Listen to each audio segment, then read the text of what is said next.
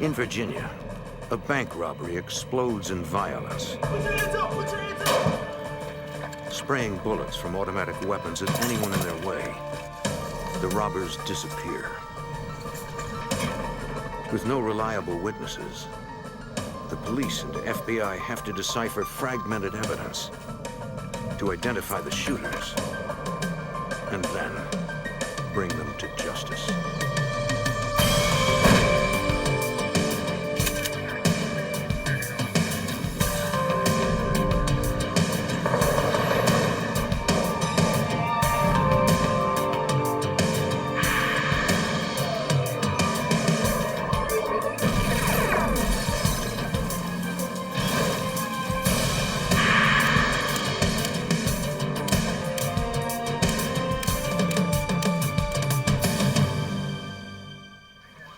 Despite what you see in the movies, most bank robbers come in quietly, pass a note, and slip away.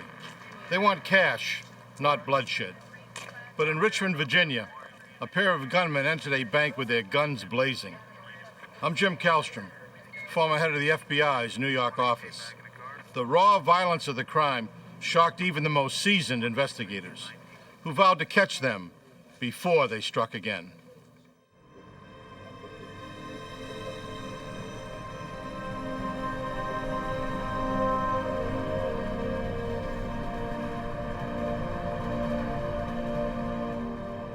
Throughout the 1990s, Richmond, Virginia averaged about 10 bank robberies a year. Prior to 1997, not one of them was fatal. On the morning of January 30th, 1997, the employees of a small bank on the east end of the city began the day's business.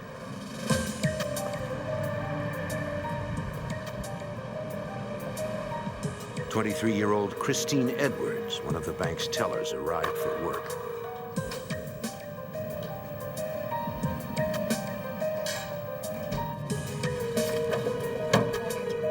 Her colleague, 21-year-old Tracy Freeman, was already there. Allison Davis, a customer service representative, and Richard Hartman, the bank's security guard, also began their day. Stephen Reed, a regular customer, arrived shortly thereafter.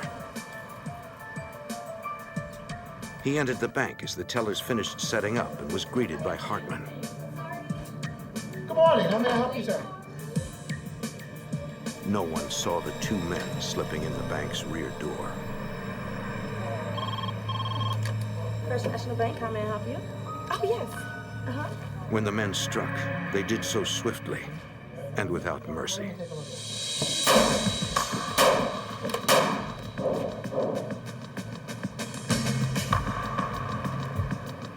"80 yards away, Richmond police officers Michael Webb and Dave Martin were at a convenience store getting coffee for their morning shift.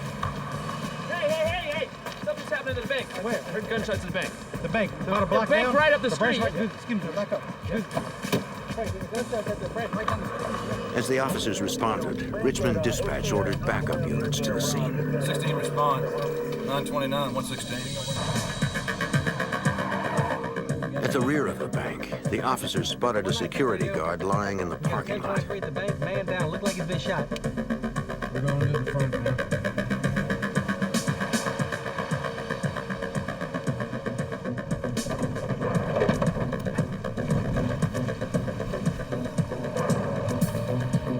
Officer Martin guarded the front as Webb went to check on the guard. He was still alive. Barely. Webb called for an ambulance. EMT now. Then, two armed men emerged from the bank. Stop! 119-10-5 to 119W. Going all right. Shots are being fired, units. Webb emptied his clip. The officer knew he was pinned down and outgunned. They stopped shooting, I stopped shooting, and I just knew these two guys were gonna come each side of the vehicle after me. I changed magazines and sat there and waited for a couple of seconds. But the gunman never came for him. Officer Martin left his position to back up Webb, but the assailant surprised him.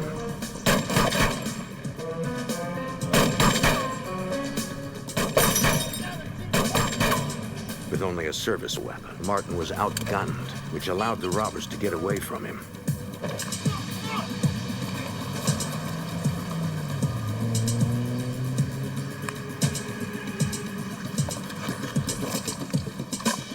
All the officer could do was report their position as they escaped across the cemetery. Got a black male running with black jacket toward Divertown Road. 2 men. The Richmond officer saw a cloud of red dye, the sign that the gunman had stolen a bundle of money containing a timed dye pack. The men leapt over the next wall, and the officer lost sight of them. The dispatcher forwarded the information to the Henrico County Police Department. Officer Martin searched the neighborhood, knowing 2 men with automatic weapons could be around any corner, but found no sign of the suspects.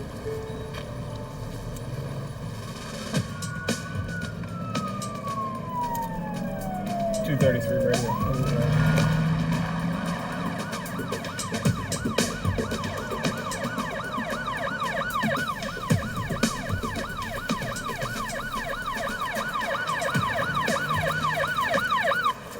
An Henrico patrolman arrived on the scene.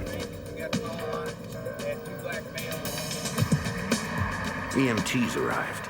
They tended to the wounded guard outside. Richmond police entered the building. Police, everybody down. Stay where you are. Looking for any other gunman that might still be inside, and to check the condition of the other employees. One teller down over here on the left. They found 2 tellers,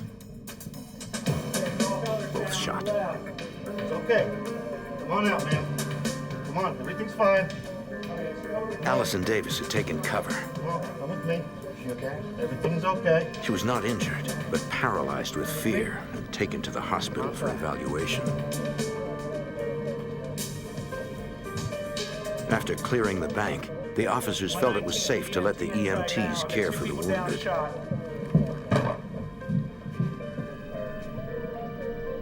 For teller Christine Edwards, it was too late. One's gone. Forensics responding. A squad and forensics responding. Supervisors for Okay. Tell me where it hurts. Tracy Freeman, in severe shock and bleeding heavily, was stabilized and rushed to the hospital. All right. Along with Richard Hartman, the security guard.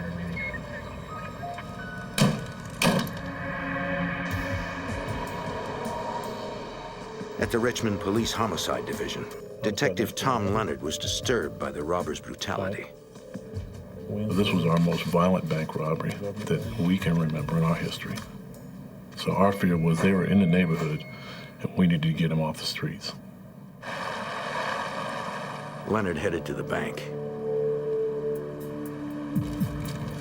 Officers collected items dropped by the robbers when they fled, including a Lorson 380 semi-automatic handgun and the clip to a Tech 9, another semi-automatic weapon. A K-9 officer with a tracking dog began searching for the suspects. The dog followed a scent through the cemetery.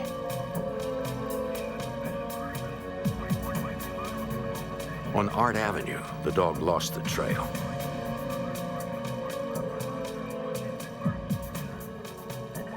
Henrico and Richmond police canvassed the neighborhood, asking the residents if they had seen any strange men fleeing the area.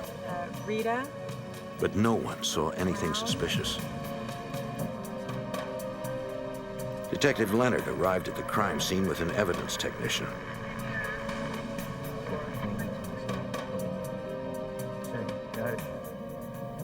We immediately shut down that bank, and the only people that were inside the bank was myself and forensic people. So as we went through the bank looking for forensic evidence that we could pick up and look at, we found a lot of spent shell casings which were fired. We had some that were unfired.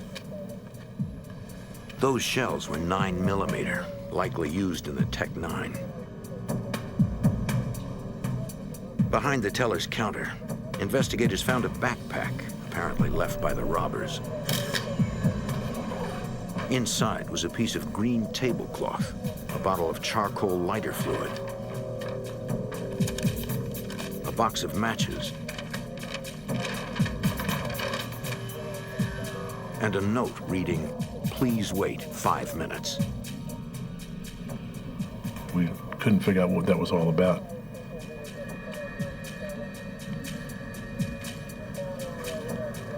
On the surface of the teller's counter, investigators spotted several boot prints.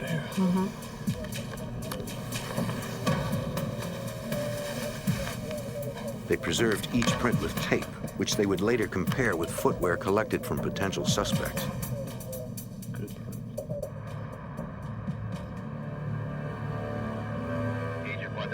Because the bank was federally insured, police called in FBI Special Agent Wayne Waddell from the Richmond field office.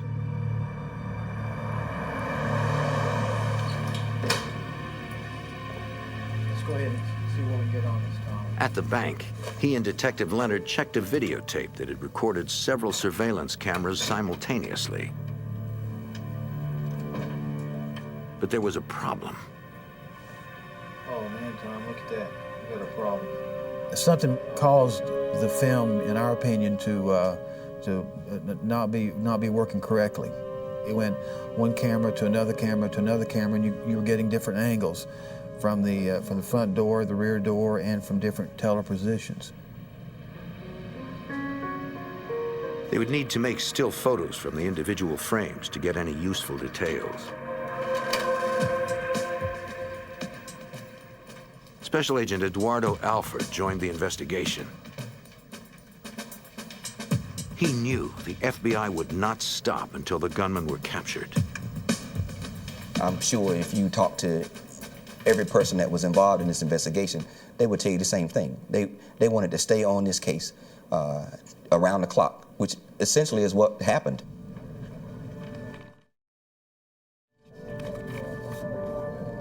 Evidence collection at the bank lasted for hours. Later on in the evening, at around 5:30 or 6, we received word that Henrico County had received a report of a break-in. I went over to the break-in site. It was on Art Avenue, across from the cemetery, not far from where the K-9 unit had lost the trail of the suspects. We didn't know if it had anything to do with the bank robbery or not. A young woman that lived there with her father found the front door had been knocked open and went in the house and discovered a lot of items that appeared knocked around or perhaps taken. When Special Agent Waddell went inside, a Henrico officer pointed out a hole in the ceiling. It appeared someone had stepped through from above. They feared someone might be hiding in the attic.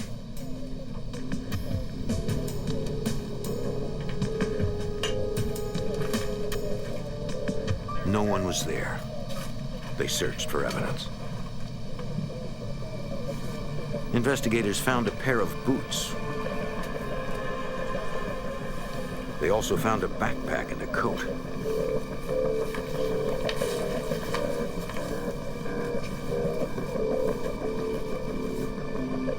Inside was another note reading, "Please wait 5 minutes." They also found another green tablecloth. Red dye, like that used in bank dye packs, covered many of the items. So we absolutely felt that there was a connection between the house break-in and the bank robbery. But they didn't know how the two crimes were related. We had no idea why the bank robbers would come to that house. Was it an opportune moment? Did they know someone there? Was there something that drew them there? Was it happenstance? We had no idea. We interviewed the owner and his daughter and the daughter's boyfriend. And you interview these people because what are these bank robbers, what are these suspects doing in your house? And we're trying to find, is there a link or is there not a link? Diamond Brown? The residents were equally confused. They reported that whoever broke into the house stole some men's clothing, suits and jackets. During questioning, the boyfriend acted nervous and claimed he had no information to add. About what time did you get here? At the hospital, a Richmond detective sought out the wounded victims who could provide eyewitness accounts. Yes, ma'am. But he was unable to see anyone. The two wounded survivors were still in surgery and could not be interviewed. Allison Davis, the customer representative who had escaped injury under her desk, was so distraught she had to be heavily sedated. Stephen Reed, the customer inside the bank, had been grazed by a bullet and had come to the emergency room on his own. But he was also of no help. He had Alzheimer's disease and could not remember any useful information. By the end of that first day, we still had nothing more than what we had to begin with. So we knew it was going to be a ways to go. It was going to be a tough case. In Richmond, Virginia, two armed bank robbers escaped with $10,000 cash, leaving two employees wounded, and 23-year-old teller Christine Edwards dead. The community was stunned, as was Assistant U.S. Attorney Nicholas Altamari. This girl was an angel. And these guys, they just walked into the bank without a word spoken and shot her dead. It's sick. Determined to find her killers, Richmond homicide detective Tom Leonard and FBI Special Agent Wayne Waddell had to pursue the case without the benefit of eyewitness accounts. The problem with the employees and the customer that were in the bank is they were all traumatized. We actually could not talk to any of them for several days. The detective tried to interview Allison Davis, the customer representative who had taken cover under her desk and escaped injury. But she was too traumatized by the ordeal. Yes, I'm Detective. Hospital staff had to sedate her, and she was unable to speak. All means 30 seconds. There were no witnesses available to tell investigators what actually happened inside the bank. All they had to understand those events was a flawed videotape of the surveillance cameras, according to Detective Tom Leonard. That really caused us a problem trying to piece things together because we were missing little bits and pieces of the video, so you didn't get to see the whole robbery occur like you normally would. Working with still photos captured from the surveillance video and records of the physical evidence recovered from the bank, the investigators pieced the crime together moment by moment. It was a complex series of events, all taking place in a matter of seconds. You could see where the bank had obviously opened, but the only people who were inside were the security guard, the bank representatives, and one customer. The customer was standing there at the walkway area where you go through your little lines, talking to the security guard. The lead gunman headed straight for the teller's counter. The first guy bypassed the security guard without even looking at him, without even noticing him. In our minds, we realized the front guy was not worried about the security guard. He knew that the second guy was going to take him out. In the photos, investigators saw the second robber pointing the Tech-9 at the guard. The first robber reached the counter and shot both tellers, killing one. Rack that weapon, and he walks all the way down here. Ballistics testing showed both were shot with the Lorsen 380 recovered outside the bank. Here, going over the counter. A bullet hole behind the customer representative's desk showed the gunman turned and fired at her, but the shot missed. Investigators noted the unfired 9mm rounds found on the floor. This suggested the Tech-9 had likely jammed and the gunman ejected rounds trying to clear it. I think when she was... The photos revealed there was a brief standoff. While the second robber tried to clear his Tech-9, the first attempted to shoot the guard with a Lorsen. But that gun malfunctioned too. the Lorson 380, recovered outside the bank, was found with a jammed cartridge. When the guns jammed, the customer, Stephen Reed, fled, followed by Richard Hartman, the guard. Unable to clear the Lorson, the lead gunman pulled an AR-15 assault rifle and followed them.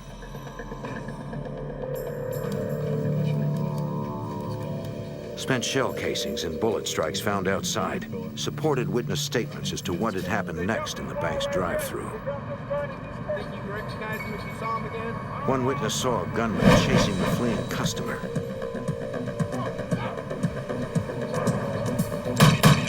He grazed his arm.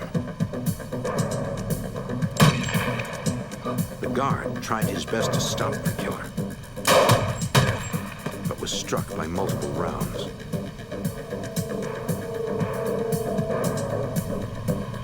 The gunman returned inside. Hartman was still alive.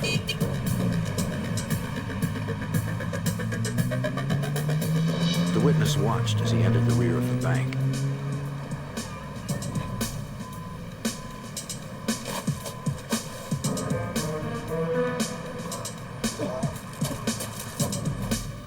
He pulls open that back door, the wooden door, right? Investigators realized Hartman had risked his life trying to draw the robbers out.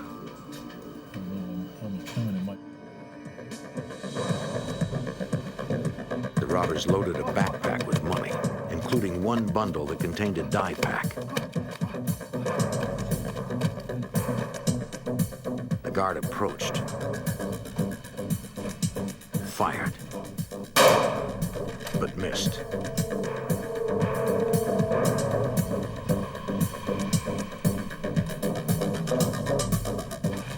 Another witness saw the guard flee the rear of the bank. The lead gunman pursued him into the parking lot and fired.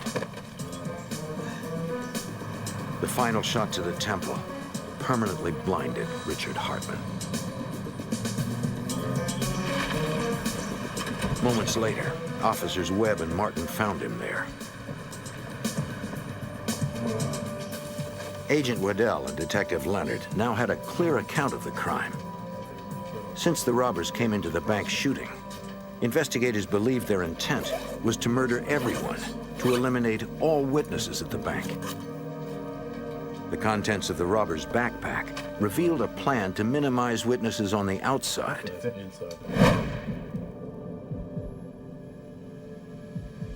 The tablecloths and the note were, I think, to be put over the doors to ward off anyone coming up to the bank.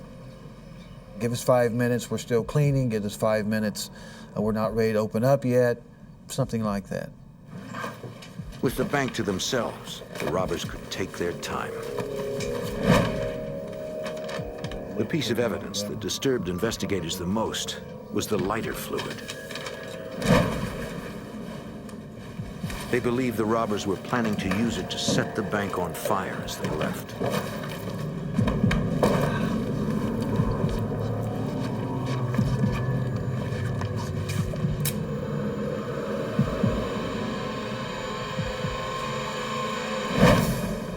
Investigators knew they were dealing with especially violent criminals who acted with no remorse.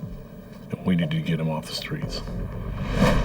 Our fear was these people were going to get out into the community and commit some more murders because they'd already been bold enough to come into the bank and start shooting people. And we'd have to gunfight with these people to try to catch them later. And the criminals were well armed. They still had an AR-15, the civilian version of the military's assault rifle, and a Tech-9, a 9mm semi-automatic pistol. The one weapon recovered, the murder weapon, was a Lorson 380 semi-automatic. A records check revealed it had been stolen weeks earlier. Investigators released details of the guns to the press and asked for the public's help in tracking down the weapons. It worked, according to Assistant U.S. Attorney Nicholas Altamari. We got lucky. We got very lucky. There was a person who was out there that overheard a woman that she worked with say that she thought that her husband sold those weapons. The FBI and the Richmond PD followed up on that lead and in fact did locate a gentleman who was a legitimate and licensed gun dealer. At first, the dealer was reluctant to talk to authorities. He didn't want to incriminate himself by admitting that he might have sold weapons used in a murder. After agents assured him he could not be held liable since the guns were sold legally, he admitted he had sold a Tech-9 and an AR-15 a few days before the robbery. Yeah, I got it all right here. He located the ATF forms filled out by the purchaser. Investigators now had a name to move on. The gun dealer told us that he had sold the weapons to Jermaine Sims. And we got hold of all of the units, all the guys working the case. Everybody was out trying to locate him. They finally ascertained that Sims was out of town. While the search for Sims continued, investigators kept following their only other promising lead, the Art Avenue house that the robbers had broken into. We started checking everything we could find out about the owner and his family. The girl that lived there had a boyfriend. We started checking him out. So we started from scratch with just basically an investigation on every person in the house. The boyfriend, who had acted nervous during interviews, consented to a polygraph test. The polygraph examiner asked questions about the robbery and murder, while Special Agent Waddell observed. After an hour of questioning, the polygraph results were inconclusive. Did you rob that bank? The boyfriend could not be eliminated as a suspect. Special Agent Waddell knew he needed to re-examine the house and went back with a search warrant. This time, he returned with an FBI evidence response team. He was determined that a more thorough search would reveal a connection between the bank robbery and the break-in. The ERT technicians scoured the attic. Got two guns here, two. Behind a wallboard, they found a Tech-9 semi-automatic pistol and an AR-15 assault rifle, precisely the type of guns used in the crime. They were still loaded, and their serial numbers were intact. Special Agent Waddell proceeded to check if these were the same guns purchased by Jermaine Sims. We wanted to verify that they were in fact the weapons that had been bought from the gun dealer and used in the bank robbery. So we called back to the office. We read off the serial number, make, and model of these weapons, and they were compared to the ATF firearms form. They were the same weapons. A ballistics expert compared slugs recovered from the bank to slugs fired from the recovered AR-15. They matched, connecting that weapon to the fatal bank robbery. It seemed certain that Jermaine Sims had indeed bought the weapons used in the robbery and murder. Now, the FBI and Richmond police needed to find him.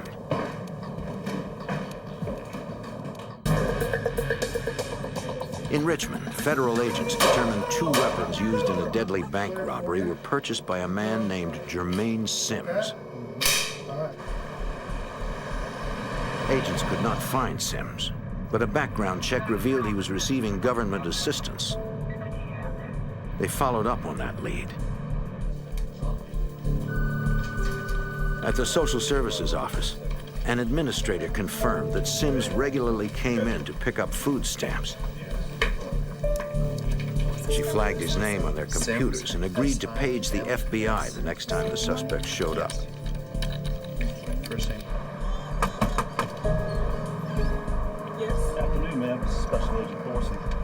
Agents went to the address listed on the ATF form and spoke to Sims' mother. She hadn't seen her son since she kicked him out the previous week.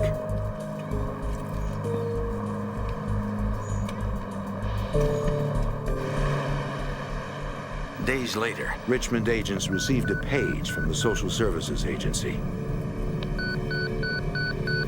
Sims was there.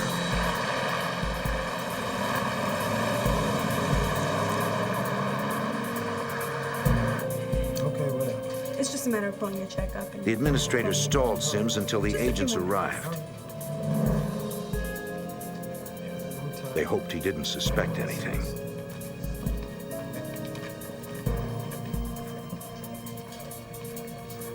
When the agents arrived, the suspect seemed calm.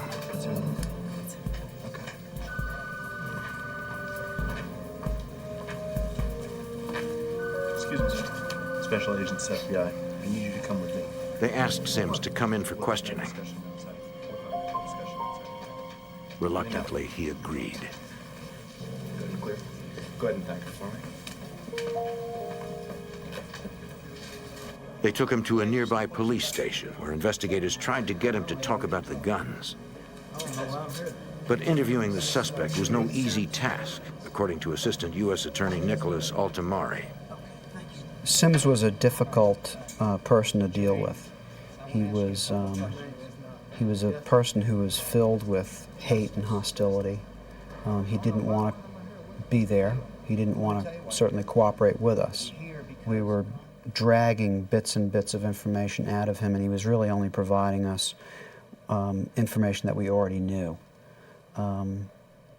We were having a lot of trouble bringing him to the table, so to speak.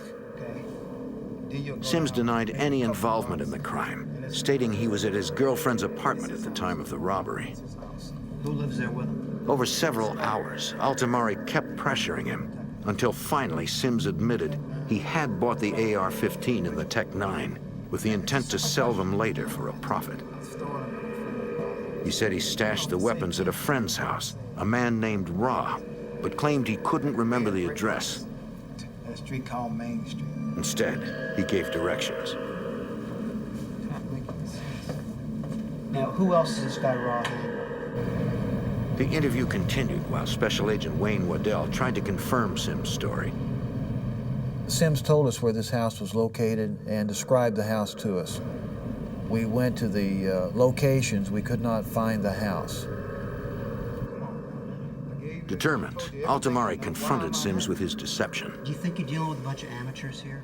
But Sims maintained his story that he still knew nothing about the bank robbery. You've already told me that. By then, authorities had located Sims' girlfriend, who supported his alibi.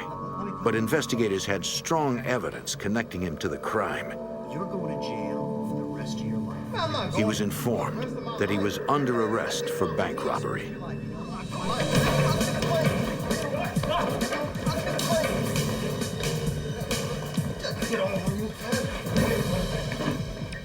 There's nothing like the silence of a jail cell to focus somebody on their problem. And he had a huge problem. He had his name on the title to these weapons that were used in this robbery. And we thought that if we gave him a little time to think for himself, that he would eventually come to the conclusion that it was in his best interest to cooperate with us. After a week of incarceration and repeated interviews, Sims decided to talk. Now, tell me about the guns.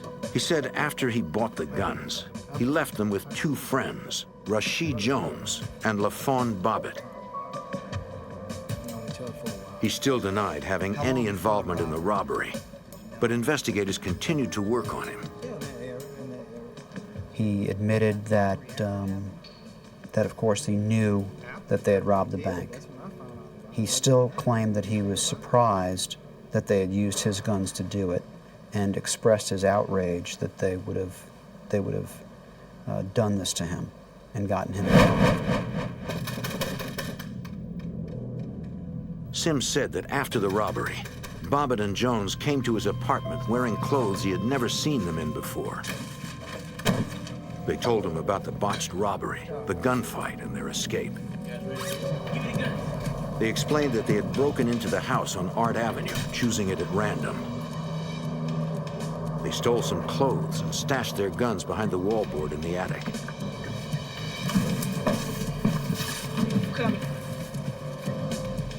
As they were leaving, Jones accidentally stepped through the ceiling.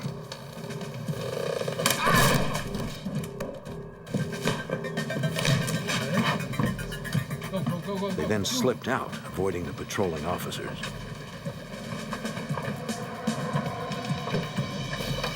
They had the money with them, but it was stained red from the dye pack. Police records revealed that LaFawn Bobbitt had 11 prior convictions and was free on bond from charges related to grand theft auto. Rashid Jones had 7 prior convictions, including grand larceny, and was on parole. Investigators reduced the charge against Sims from bank robbery to conspiracy. Now, with the identity of the killers in hand, the real chase could begin. After a 1997 bank heist that left one teller dead, Richmond, Virginia authorities believed they had identified the gunmen as LaFawn Bobbitt and Rashid Jones. They had no idea where to look for Jones, but they did set up surveillance at Bobbitt's last known address. Been in it for a while. Yeah. Assistant U.S. Attorney Ken Melson was determined to apprehend these men as quickly as possible. We had to get these 2 cold-blooded killers off the street as soon as we can, so we would eliminate the possibility that they could do the same thing again and someone else would get killed. And yet we had a lot of work to do collecting the physical evidence, getting it analyzed by the lab. They needed more time to build the federal case, but could not afford to have 2 killers on the loose. Prosecutor's office in Henrico County to charge Bobbitt with the burglary, the breaking and entering of the Art Avenue address. With respect to Jones, he was in violation of his parole, so we got a warrant for a parole violation. Special Agent Wayne Waddell received the go-ahead to bring in the fugitives on those charges. We had 2 agents watching LaFawn Bobbitt's house. The 2 agents were Paul Messing and Eddie Alford. And we finally get authorization to arrest LaFawn Bobbitt. I get hold of Messing and Alford. They tell me that Bobbitt has just left his house. All right, thank you. The agent told the surveillance team to follow Bobbitt, then headed off to back them up.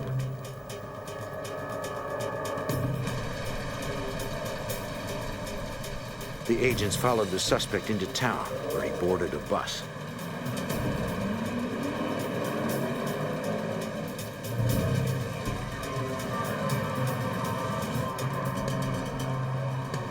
They kept in contact with Special Agent Waddell, updating him on their location. 302, 304. Soon, Waddell caught up. They decided to arrest Bobbitt at the next bus stop. Bus is right in front of me. All right, 10-4, I'm getting ready to come around you right now.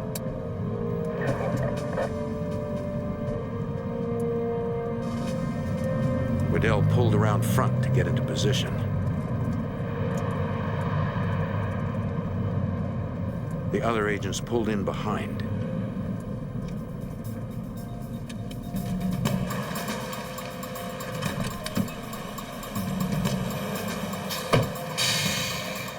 When the bus stopped, the agents were ready.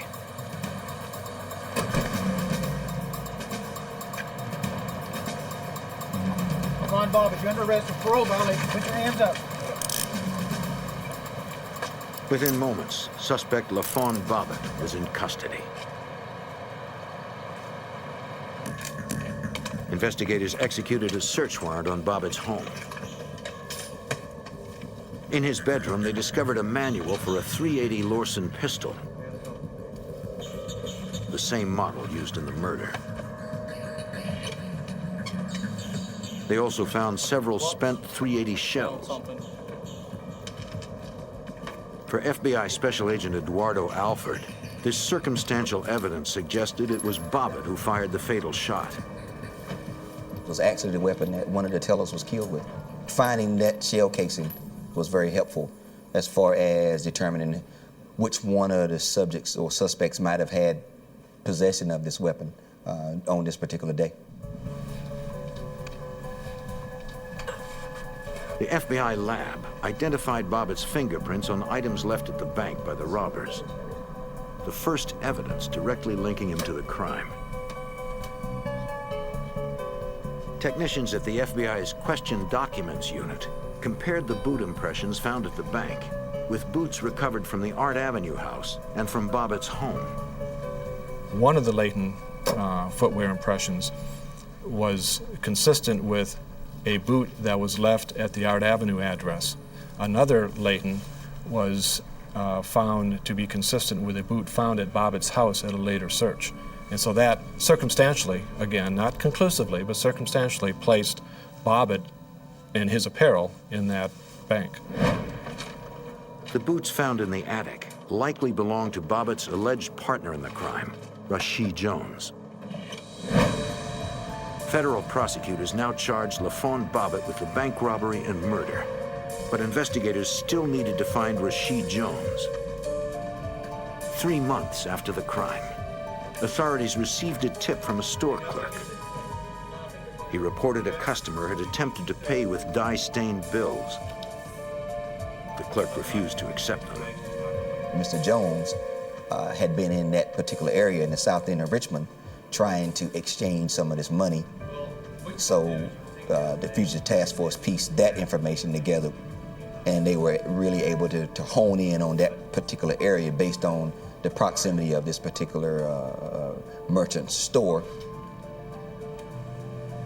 The FBI focused on that neighborhood, working all of their contacts. The effort paid off. The information that came in was from just a reliable source of information. Somebody that was aware of this crime and knew Mr. Jones and was able to pinpoint a location of where he was hiding. Jones was staying in a run-down apartment building frequented by transients. Agents were able to obtain the cooperation of a man living there. The arrest was planned for 5 a.m. when Jones would likely be asleep. They called the location and spoke to their contact inside. He said Jones was there, sleeping, and he had a gun. The contact also warned there were other people in the apartment, and most of the lights did not work. As the arrest team approached the building, they went through a final briefing, reviewing photos of their target. They anticipated a dangerous confrontation. Jones was armed, desperate, and surrounded by innocent bystanders. In 1997, the Richmond Fugitive Task Force SWAT unit closed in on Rashid Jones, suspected of bank robbery and murder. They'd received a tip that Jones was hiding out in an apartment. From their contact inside, they learned Jones was armed and most of the lights did not work. There were several innocent people in the apartment.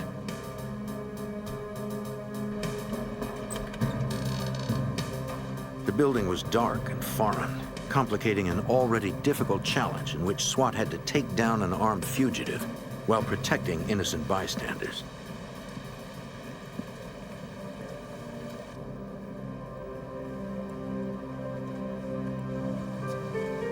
The team decided to sneak up on Jones silently. They hoped he had not been tipped off.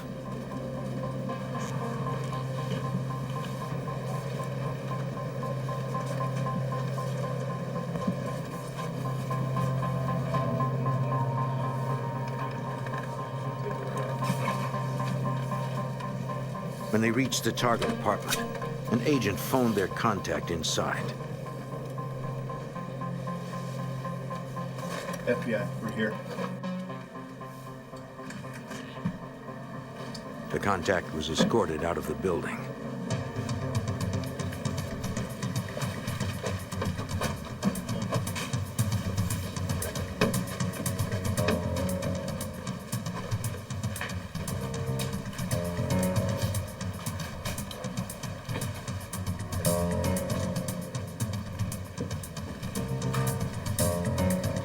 When they made it to the room where Jones was said to be sleeping, he was gone. So was his gun. Tension mounted as SWAT began searching the rest of the apartment.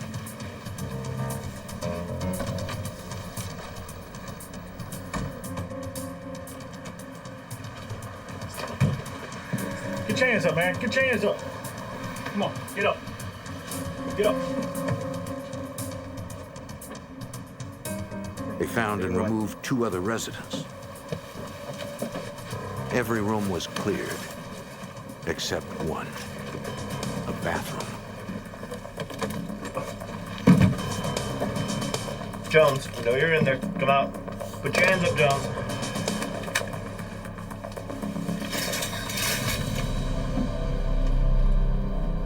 That's him. Let's go.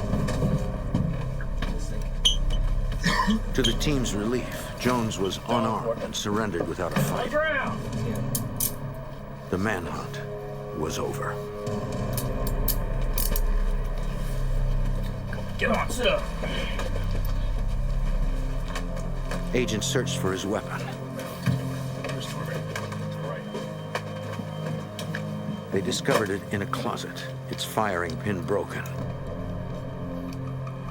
Had the gun been functional, the arrest might not have gone so smoothly. Jones was immediately charged with probation violation and later for the bank robbery.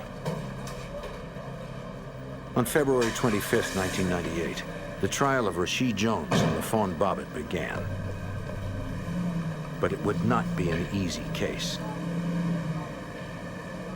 Assistant U.S. Attorney Ken Melson and his prosecution team were unable to use any of the people in the bank as witnesses. None of them could really testify for us because the guard was blind as a result of being wounded. One teller was dead. Another one had never had the opportunity to even turn around to see anything. And a third employee was unable to testify because she didn't see anything. She was under a desk during most of the robbery. Melson found a way to deal with the lack of witnesses by commissioning a digital recreation of the crime. We had to stand in for them digitally and show the jury what happened inside that bank. We were the witnesses' voice to the jury during the trial so that they could be involved and experience the agony of the victims, experience the moment of the bank robbery. And that would give them not only the true feeling of what went on in the bank, but the true carnage and intent of the defendants. After hearing 6 days of testimony, the jury convicted both gunmen on all charges. Assistant U.S. Attorney Nicholas Altamari. In the trial, they sat there smug as all get out. And it wasn't until after they were convicted that you could really see them start to worry, because then it was about them. Then they were worried. Bobbitt and Jones were each sentenced to life in prison without the possibility of parole. Jermaine Sims, who purchased 2 of the weapons used in the robbery, was convicted on conspiracy, accessory before the fact of murder, and several weapons violations. He too was sentenced to life without the possibility of parole.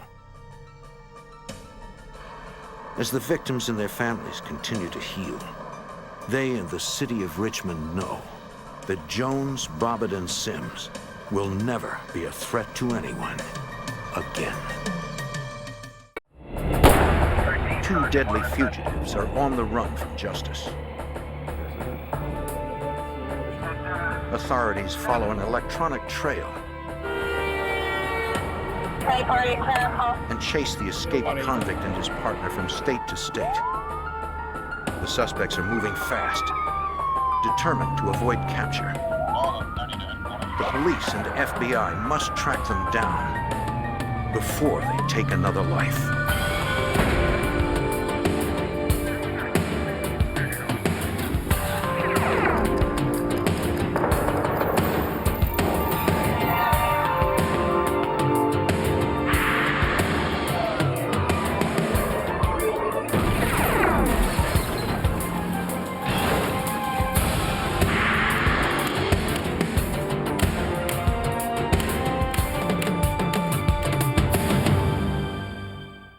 In Pennsylvania, an inmate escaped with the help of his female accomplice. Following a trail of fraudulent credit card receipts and death, authorities track the pair, but always find themselves one step behind. I'm Jim Kallstrom, former head of the FBI's New York office. The FBI and police race to capture the deadly couple, who seem to be running with no direction, no sense of fear, and nothing to lose. 10-7 investigation, Eddie involved. September 25th, 1993. Friends of 74-year-old Guy Goodman contact the Palmyra, Pennsylvania police.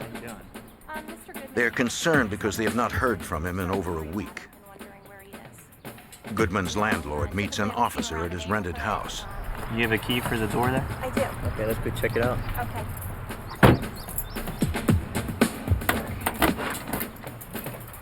You just want to step back there? All right.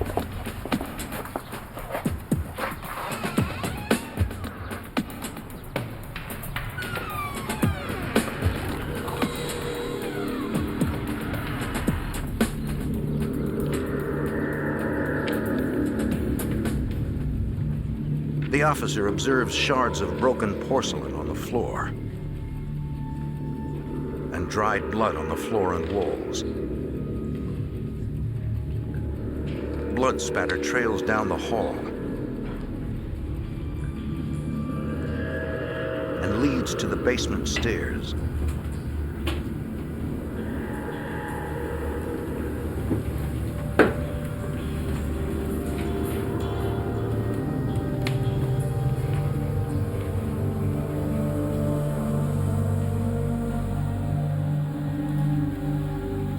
In a storage room, he discovers a body.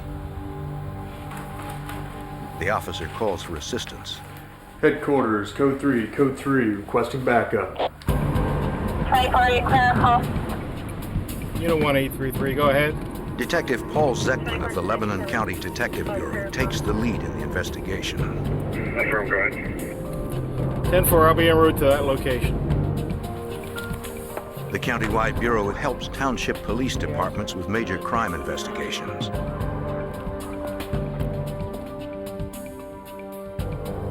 It was evident that the house had been ransacked. The kitchen drawers were open, things were strewn around on the floor.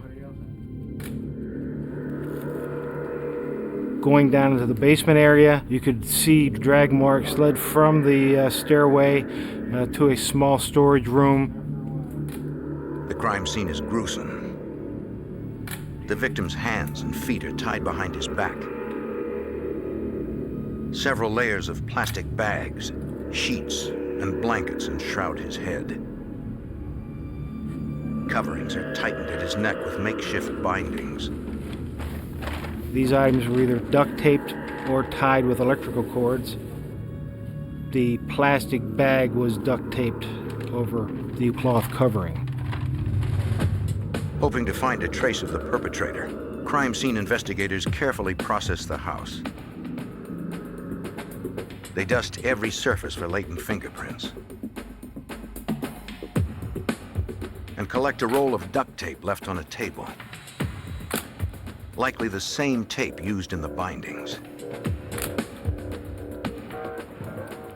With no witnesses, only the careful examination of every item can help the detectives understand this crime. We were trying to not only obtain the forensic evidence, but we were also trying to determine if any of the property was taken from the residence.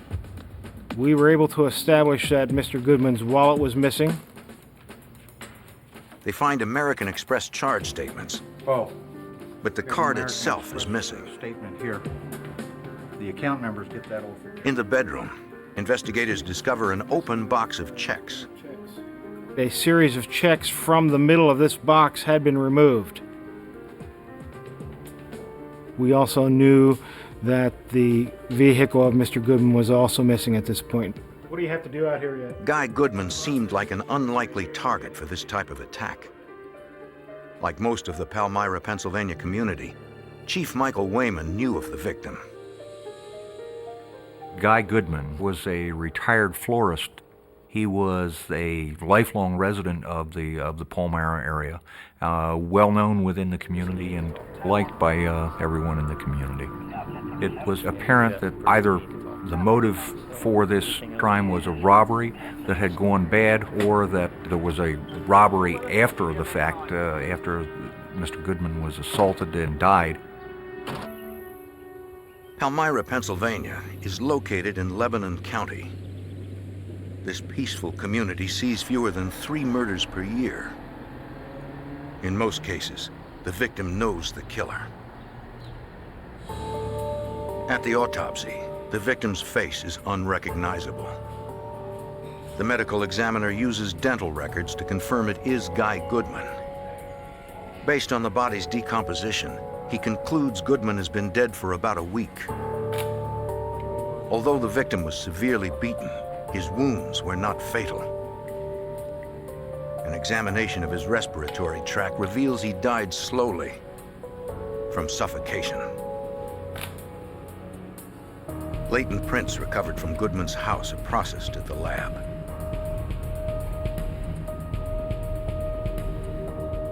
Examiners check the prints against local arrest records and find a match.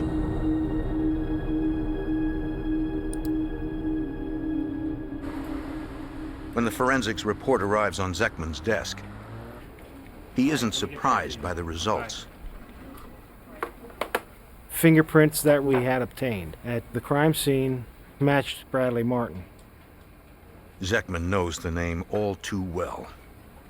I just entered him as a wanted person, charging him with the escape from the county prison, so I knew he was on the run. Many of Lebanon County's inmates are part of a work release program.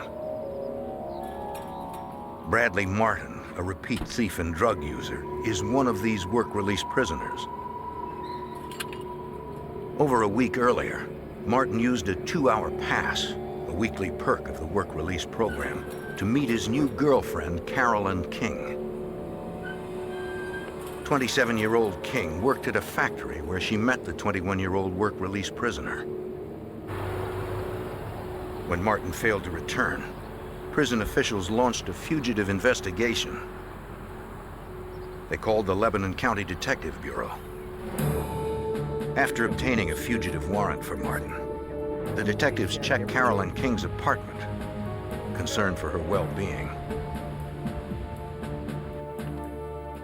But King is not there, and they find nothing to indicate where she has gone, or even if she is with Martin. The detectives entered Martin in NCIC, the National Criminal Information Center. Once the murder of Guy Goodman is discovered, there is a greater urgency to find Martin and to determine if Carolyn King is unharmed.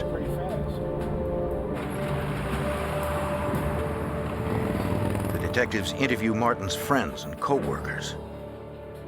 What they learn surprises them.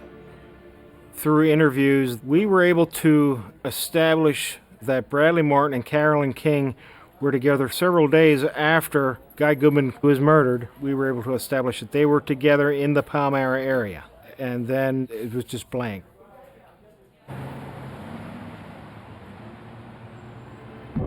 Detectives face the possibility that Carolyn King may be Martin's accomplice. Earlier, when Detective Zekman ran a statewide background check on King, she came up clean.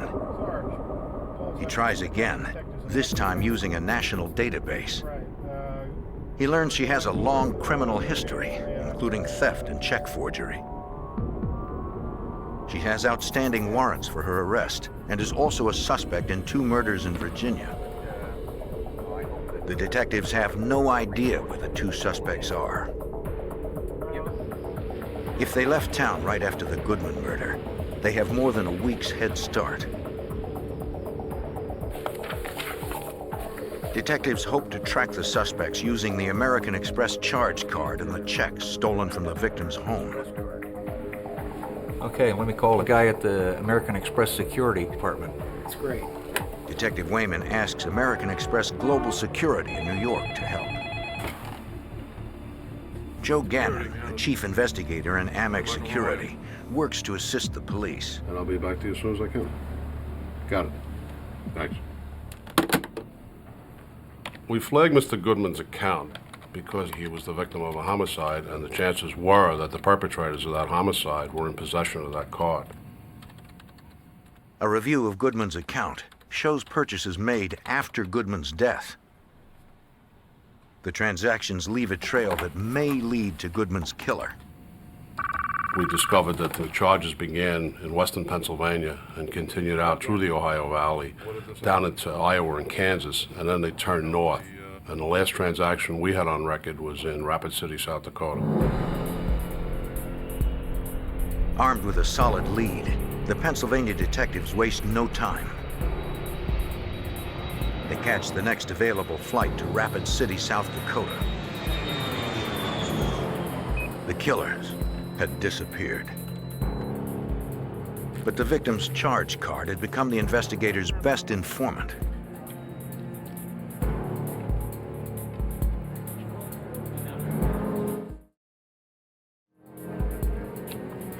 Police hope the trail of surfacing transactions will lead them to the murderers.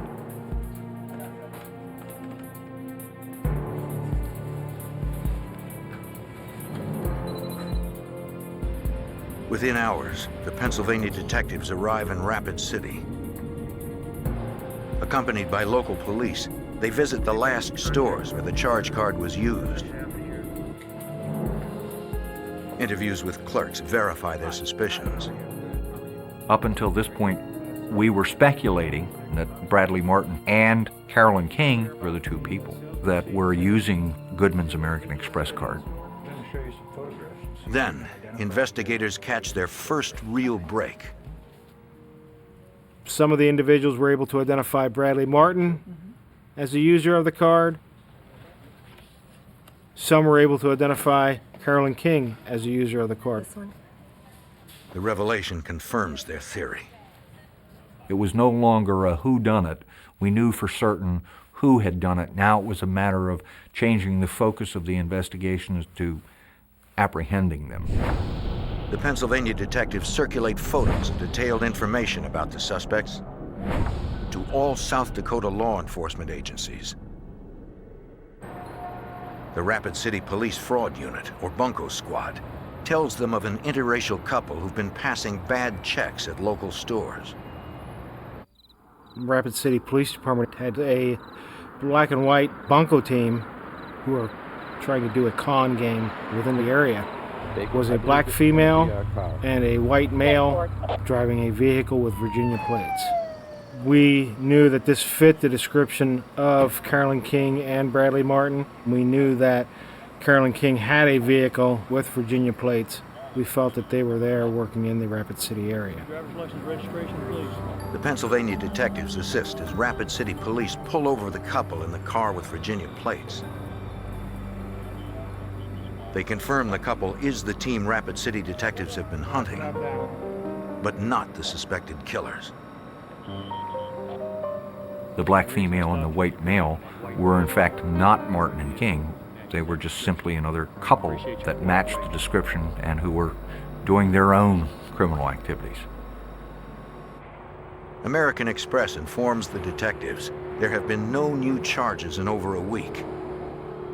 The investigation appears to be back at the beginning with no leads. Okay, what I can do for you is give you... But King and Martin are having trouble using their murder victims' out-of-state checks. Let me get my manager for you, ma'am.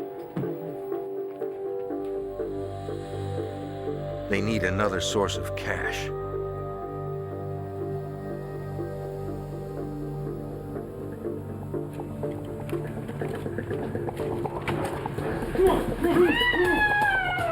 Their next victim, a 59-year-old woman traveling alone, Donna Martz.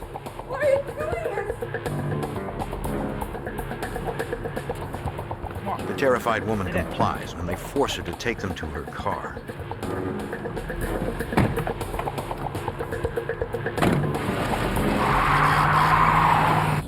The next day, the Pennsylvania detectives learn that someone passed several of Guy Goodman's checks in North Dakota. The bank had cleared checks written in a number of locations in the Bismarck, North Dakota area. This supports the detective's theory. They had used the credit card. Now they were utilizing the checks stolen from Guy Goodman at the time of his homicide that further validated that they had to have been the persons who committed the homicide. Detective Allender, please. Zeckman phones authorities in Bismarck from the road. I'm Sergeant Zeckman from Lebanon County, Pennsylvania. I made contact with a detective within the Bismarck Police Department. I told him of locations that I had checks passed, and I gave him a rundown of the Guy Goodman homicide and who was involved and what evidence we had discovered up to this point. And there was a long pause from the detective. And I asked him what was wrong, and he said, well, we're investigating a missing persons from that same hotel where one of these Goodman checks were passed. Donna Martz's family called police when she did not return home from Bismarck. They described Martz and her Chrysler New Yorker. Police comb Bismarck for any sign of Martz or her car, but find nothing. The detectives fear Martin and King have grabbed Donna Martz. The case has a new urgency. A woman's life is at stake. Police investigate the death of 74-year-old retired florist Guy Goodman, who was severely beaten, then murdered in his rural Pennsylvania home. Investigators determined that the victim's charge card and a book of checks were stolen. Fingerprints at the scene identify two likely perpetrators: 21-year-old Bradley Martin and his 27-year-old girlfriend, Carolyn King.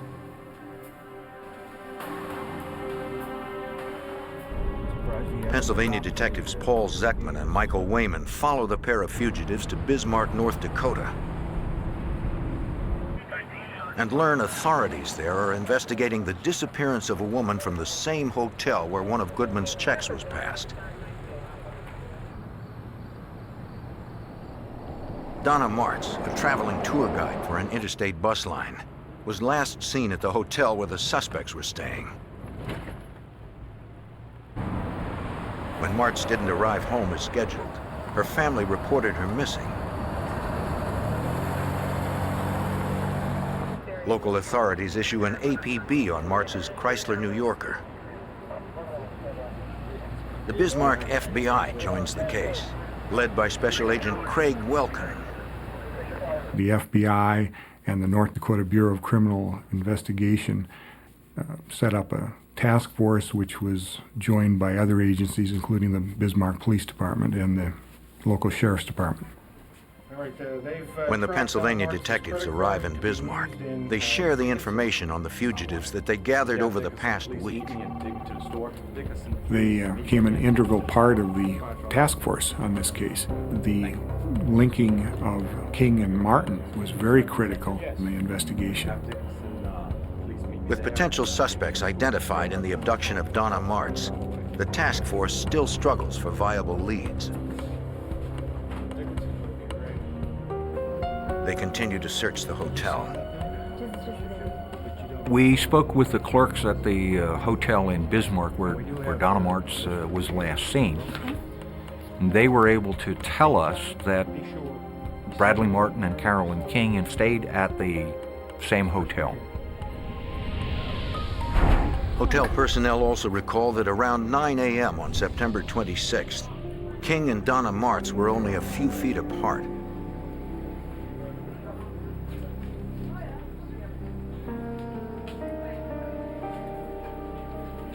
They were able to confirm that Carolyn King had been in the lobby at the same time that Donna Martz was in the small dining area having her continental breakfast. No one noticed Martz leaving the hotel with anyone, but investigators fear she's been kidnapped. Now they need to find out where the fugitives went next. Then, police discover Guy Goodman's car, abandoned, outside Bismarck. There is no sign of Donna Martz. And the search reveals only receipts from stores along the suspect's route and several unused checks bearing Goodman's name. Once again, the suspects have left authorities with no leads. FBI Special Agent Craig Welkin knows they must find Martz before her kidnappers decide to kill her. Everybody in an investigation like this is extremely busy. Lots of information coming in, including information that really is extraneous, but you don't know that at the time. So there's a lot of sifting and sorting of information, a lot of trying to prioritize and make sure that your primary emphasis is in the right direction to recover the victim alive and well and apprehend the suspects. Sleepless hours pass with no leads. Then, a break.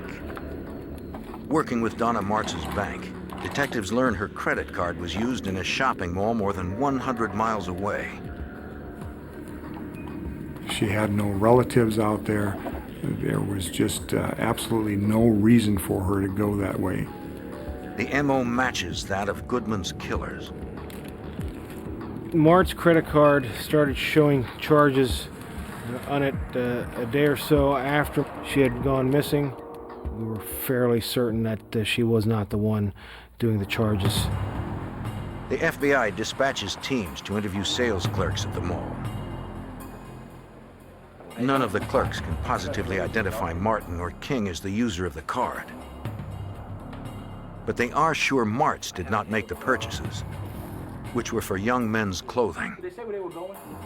When you're working the case, you become very much aware that the clock is working against you, particularly when you have a situation like this where we know that Guy Goodman was murdered. The next significant lead comes when Martz's account posts a withdrawal in Montana. It occurred days earlier at an ATM in the small town of Shelby. Montana FBI agents bring the ATM surveillance tape to the command post in Bismarck. Detectives Wayman and Zeckman positively identify Bradley Martin using Martz's credit card. It is the first definitive proof linking the suspects to Donna Martz. The tape confirms Martin and King traveled west, but there is still no sign of Martz. The evidence is building.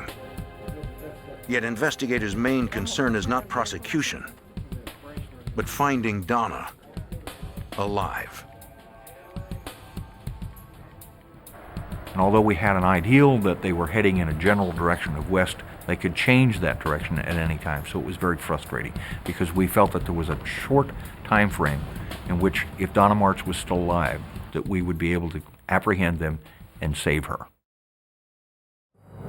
Special Agent Welkin knows they must speed up the process of tracking the victim's credit card usage. I contacted Ben Patty, a retired FBI special agent who was employed by a major credit card company issuing Donna Martz's card. At Visa's San Francisco headquarters, International Fraud Control Director Ben Patty agrees to help. Normally, when a cardholder uses their credit card, that bank that issued the card will not see that transaction information for 2 to 3 days. That's when it's posted, and the bank would then know where the transaction occurred. Craig Welkin was really wanting to find out when the card that belonged to Donna Martz was used in real time, which we could not do with the systems as they were at that time. To locate the suspects the instant they use the card, Visa must create a complex reporting system for a single credit card. But Donna Martz's life is on the line. We contacted the systems people in the computer center and explained to them what we wanted. They said, okay, we'll go into our systems, make the necessary changes in the mainframe computer so that this specific cardholder number could be captured as it came through our systems. The programmers estimate it will take at least 24 hours to create and implement the new program.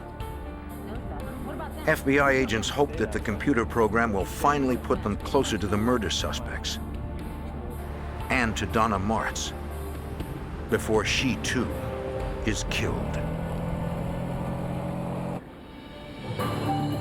The coroner for Lebanon County, Pennsylvania, determined that retired florist Guy Goodman was savagely beaten and then slowly suffocated to death.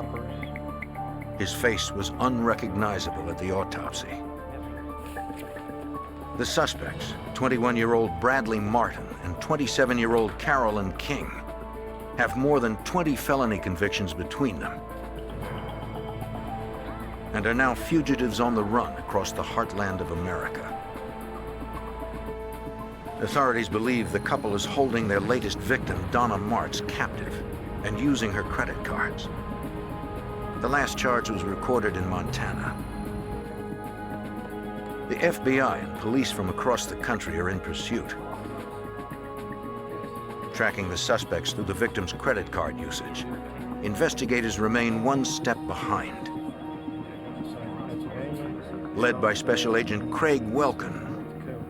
That was due to the flow of the information from the merchants to the credit card company, and then when that information was actually available from the computer database.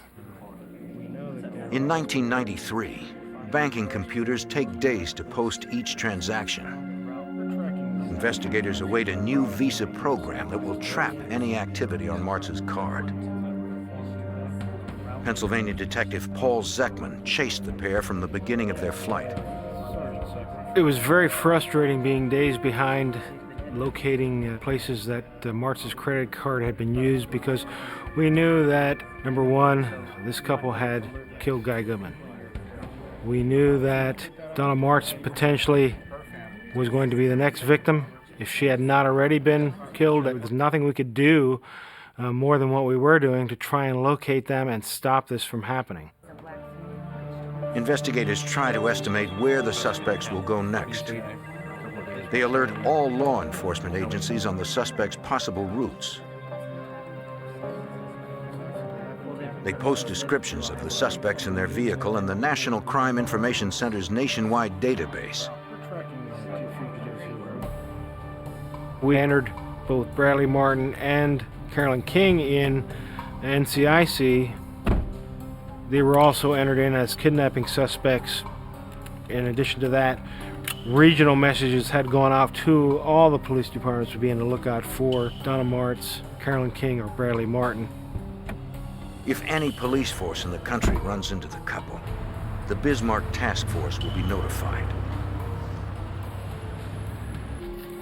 To further increase their chances, investigators fax descriptions of the suspects and the victim to police agencies along Martin and King's likely routes.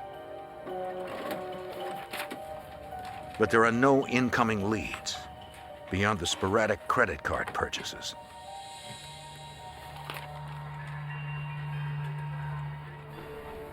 Detectives Wayman and Zeckman returned to Pennsylvania to re-interview everyone who knows the fugitives.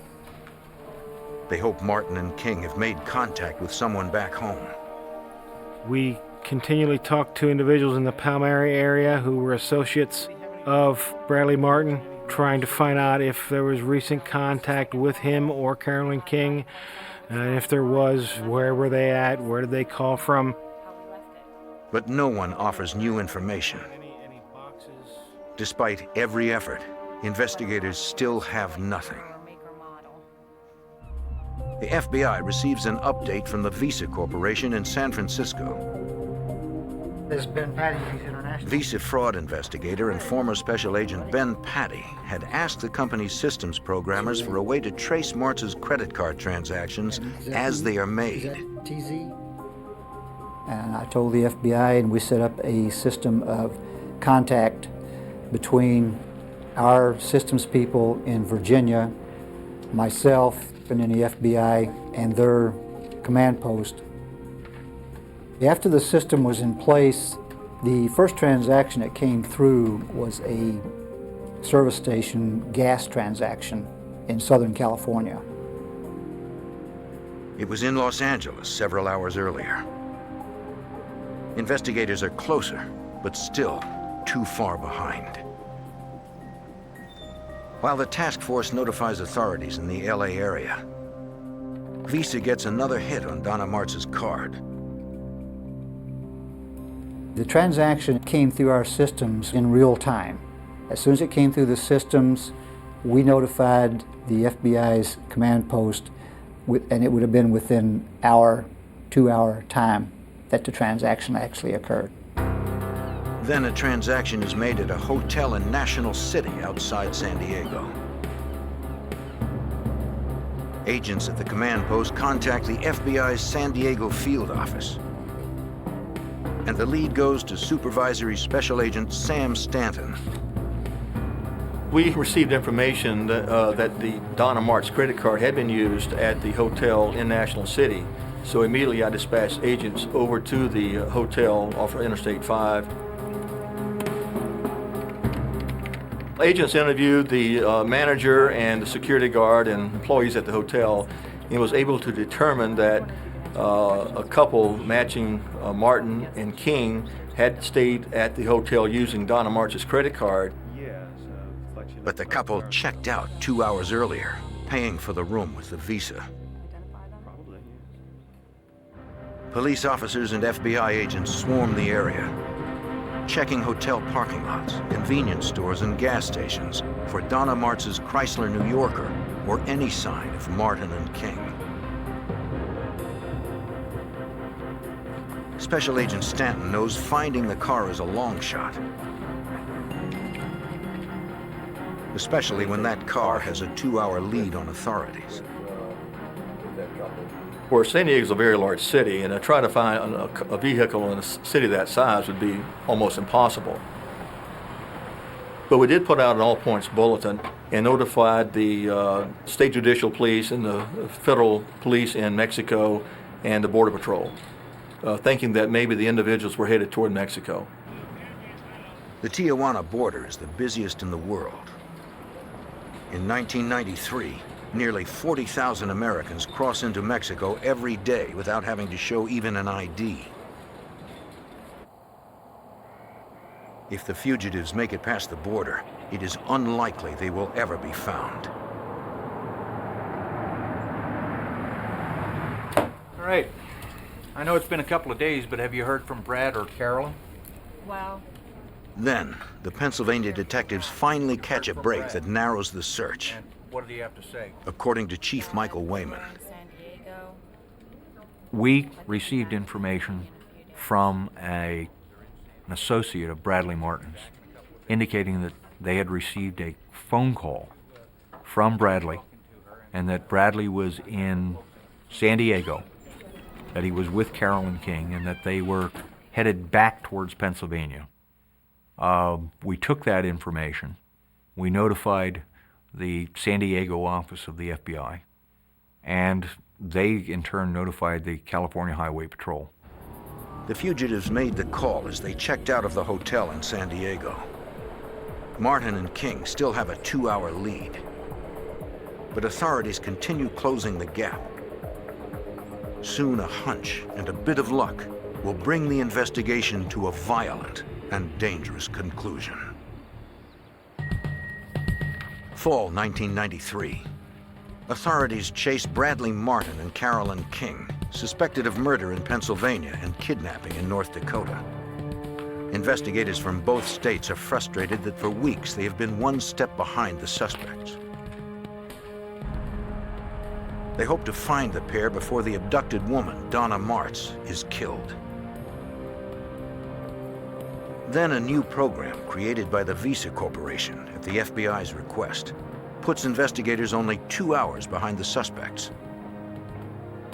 Someplace. Investigators learn the two have just checked out of a San Diego area hotel. Based on their checkout time and the tip that the fugitives are heading east, FBI agents try to estimate their position. Special Agent Stanton has a hunch that the suspects will use Interstate 8, the southernmost highway going east. He determines that Martin and King will soon be approaching El Centro, California, near the Arizona border. I called Agent Paul Vick in the El Centro office of the FBI and asked him to send out an all-points bulletin. Stanton hopes he has picked the right route. As El Centro Special Agent Paul Vick takes it from there. I called the California Highway Patrol dispatchers and asked them to broadcast the Martz's car description. Wanted for murder that just left a hotel in San Diego, and we suspect they might be headed east on Interstate 8. We need them stopped. The all-points bulletin about 187 suspects, police code for murder, is transmitted to every officer on Interstate 8, including California Highway Patrolman Richard Chambers. CHP unit, El Centro, continuing standby copy information on 187 suspects possibly en route to El Centro. I went and checked my section of the freeway like I normally would in the beginning of my shift, and I went west on Interstate 8. As Chambers drives, he receives the suspect's descriptions. First suspect is a Bradley Martin, white male, 6 foot 160. Second subject is a Carolyn King, black female, wanted by the FBI. Within minutes, Chambers believes he has spotted the car. I was driving west on the freeway through the desert, and there's not that much traffic. I saw the car go by eastbound, and I believed it matched the description. But Chambers cannot see the car's license plate. I wasn't sure, so I made a U-turn through the center divider and overtook the vehicle and verified the license plate. And it was, in fact, bearing the North Dakota license plate that we had received. El Centro 160 and 84. I think I'm behind the 187 vehicle. Could you send me a backup car? Suspect in the vehicle looks like the black female driving. 21. Dispatch advises Officer Chambers that there is no backup immediately available. 880, 10-8, responding. Stevenson 880, 10-8, responding. Only one unmarked unit races to catch up to the suspects. That's Sergeant Riley responding to the pursuit, joining pursuit. Police know the suspects are desperate and probably armed. 2 suspects, the black female driving. We'll attempt to contact DPS. That's where they know I'm behind them at 60 miles an hour coming up on 186. 10-4 at 60 miles per hour coming up on 186. But so far, the suspects appear calm as they approach State Route 186.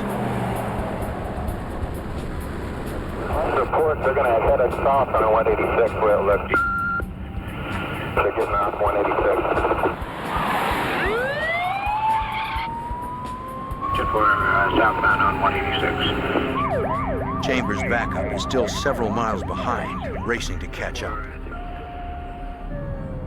On Route 186, the chase intensifies. They're not stopping, they're starting to accelerate to 70.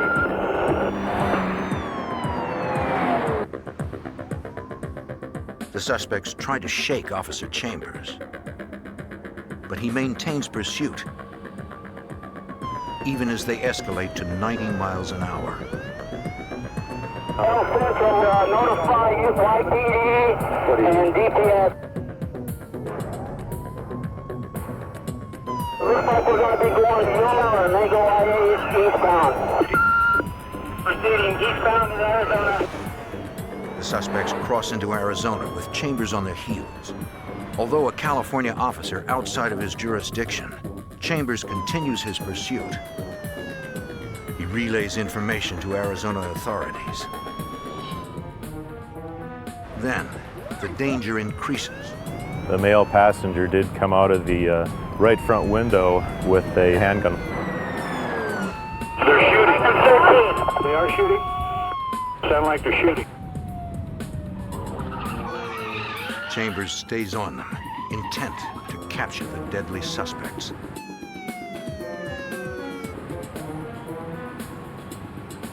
As the cars speed toward the town of Yuma, Arizona, dozens of officers listening in race to cover Chambers. October 5th, 1993. California Highway Patrol Officer Richard Chambers engages in a high-speed chase with murder and kidnapping suspects Carolyn King and Bradley Martin. Near El Centro, California, the pursuit crosses into Arizona. Backup is responding. But as the suspects barrel toward the town of Yuma, Arizona, Officer Chambers is on his own and under fire. He knows he must capture the pair before they kill again.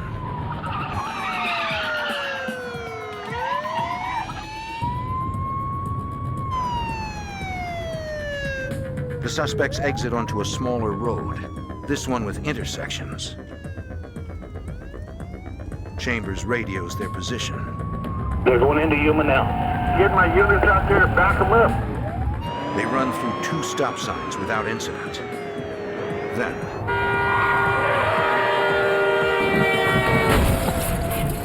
when they crash, the suspects flee on foot. I got out of my car and drew my pistol and ordered them to stop, and I told them if they didn't stop, I'd shoot, and at that time the female did stop. Then, Carolyn King orders Martin to stop. Get down! You, call right there! And I was able to handcuff the female. I just had one pair of handcuffs with me at the time, and I held the male passenger at gunpoint until Yuma PD arrived. It was probably only a minute or 2, but it seemed longer than that. When the backup officer arrives, he helps take the suspects into custody. Put your hands behind your back.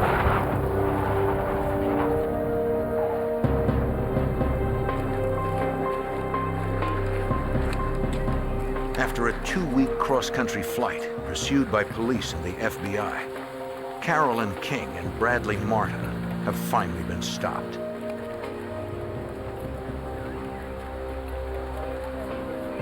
But investigators' first concern is the safety of the kidnapped woman, Donna Martz. She is not inside the car. On the floorboards lies the handgun Martin fired at Chambers. They open the trunk.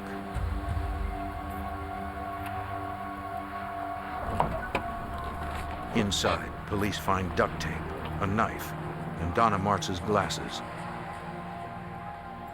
But nothing indicating where she is.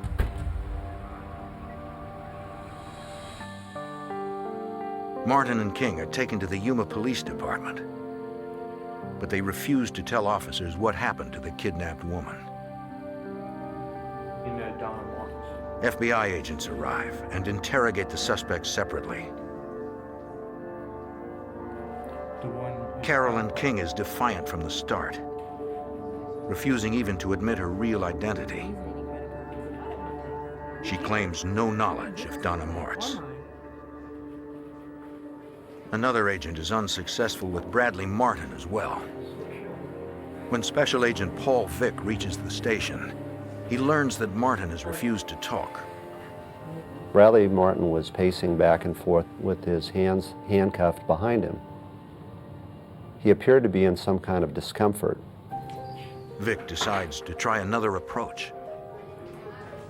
Martin told me that his neck hurt and he had pain extending down into his right arm. Hoping to win Martin over and get him to cooperate, Vick offers to recuff him in front so he will be more comfortable. His strategy works. Martin told me that he would speak with me. The agent reminds Martin he had earlier invoked his right to an attorney, but the suspect says he is now waiving that right. Vick drafts a statement to ensure Martin's waiver will hold up in court. Once he agreed to that, he signed this piece of paper that I wrote out that he agreed to talk to me, even though he had invoked earlier. After he signed that document, I looked him straight in the eyes and I told him that I knew that he killed somebody in Pennsylvania. but that I wanted to know that Martz was okay. And then I told him, "Is she okay?" And Martin looked at me and he told me, "No, I killed her." Martin says they kept Mrs. Martz for over a week. But after several close calls with police, he decided to get rid of her. They stopped in the Nevada desert. He got her out of the trunk and walked her to a ditch at gunpoint. He says she knew he was going to kill her. She said one thing before he fired, that she loved her children. The news devastates everyone who had hoped to save Donna.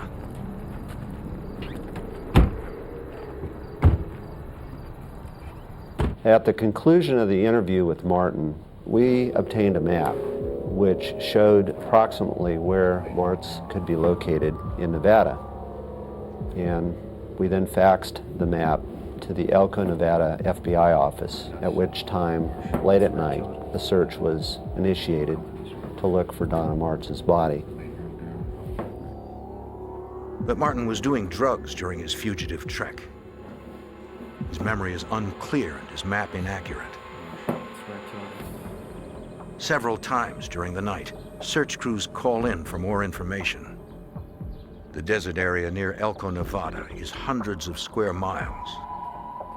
The crews do their best searching through the night and into the morning. Then, on October 7th, investigators find the body of Donna Martz about 1.5 miles off Interstate 80. In a case like the Guy Goodman, Donna Martz homicides, the drive is to keep anyone else from getting hurt. Secondly, it's solving the case, get them off the street and into jail, and then successfully prosecute them. In Nevada, Martin and King plead guilty to the kidnapping and murder of Donna Martz and receive life sentences. In Pennsylvania, they are found guilty of the murder of Guy Goodman. Both Martin and King are sentenced to death. This case is an excellent example which showed the interagency cooperation between the FBI and local county and state officials in California, Arizona, North Dakota, Nevada, Pennsylvania, and numerous other states. From working together, we were able to solve this case and apprehend King and Martin and get them convicted. For Donna Martz's 11 grandchildren, 3 children, family, and friends, the convictions bring a sense of closure. Even today, they are comforted in knowing police and the FBI caught Martin and King before they could claim yet another victim.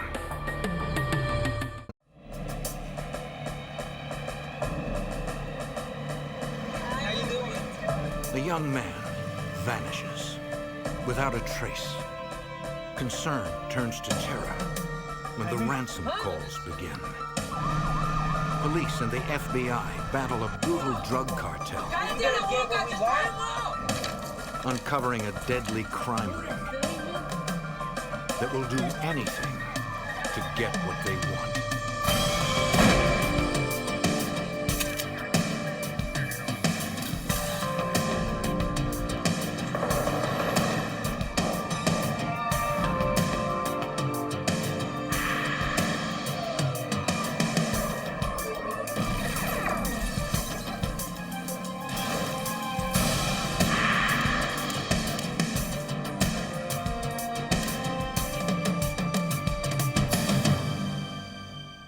Chicago street gang thought they had figured out how to kidnap people for ransom again and again and never get caught.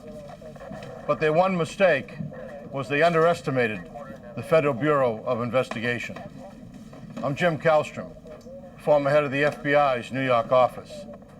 Agents teamed up with one of the victim's brave relatives to break the ruthless gang who destroyed lives for profit.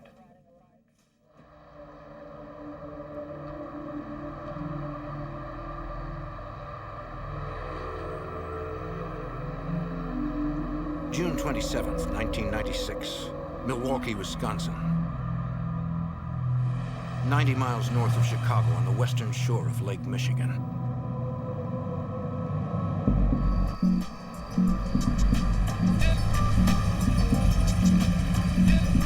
"17-year-old high school senior Haimey Estrada and his cousin Roberto Alvarez pulled up outside a convenience store on the city's south side. Haimey went in for sodas, leaving Roberto in the custom Monte Carlo Haimey and his brothers owned. So what's going on tonight? The store was a popular hangout where they often met friends. When Haimey came out, he spotted a girl he recognized.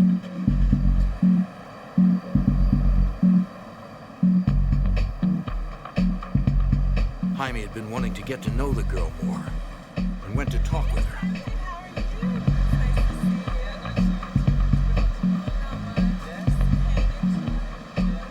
A star catcher in local baseball leagues, Haimey was a popular kid.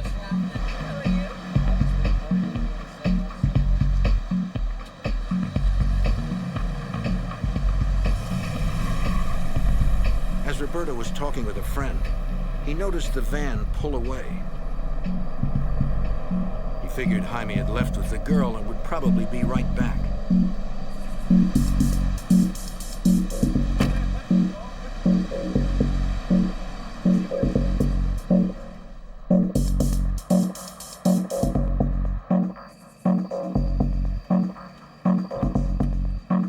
When Haimey had not returned after more than an hour, Roberto began to worry. Something was wrong. So Roberto decided to see if Haimey had gone home.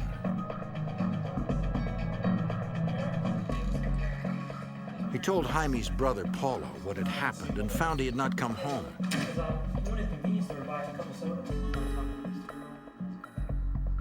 What's going on? ¿Qué pasa? Says that Jaime's been missing for now. No one had heard from him since he left. We're supposed to get a couple of sodas. It was not like Haimey to run off, leaving his cousin and his car. His parents tried to figure out what to do. And then I've been waiting there for an hour. He still hasn't come back. Let's go look for your brother right now. They decided to split up and look for him in separate cars. I'm gonna go to the other hangout in Chicago. No. His mother stayed home in case Haimey called. We'll get in touch with you, okay?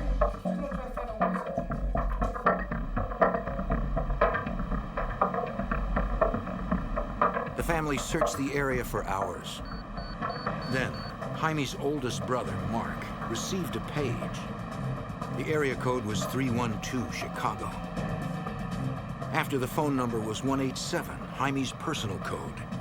Then, 911. It was an emergency.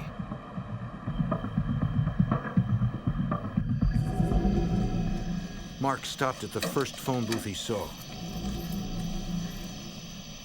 He hoped Haimey was all right.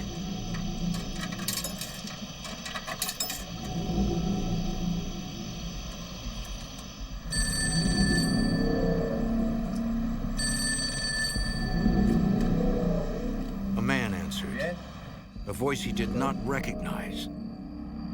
He said they had kidnapped Haimey and wanted $70,000 for his return. What is this? The man said they were serious and warned that if the family did not follow instructions, they would cut off Haimey's ears, skin him, and send body parts in the mail. And if anyone went to the police, they would kill Haimey and the entire Estrada family.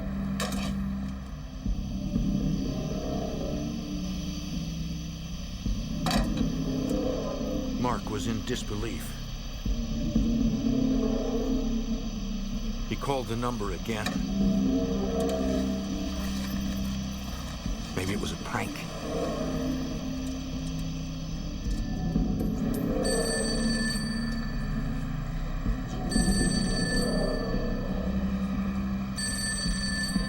No one answered.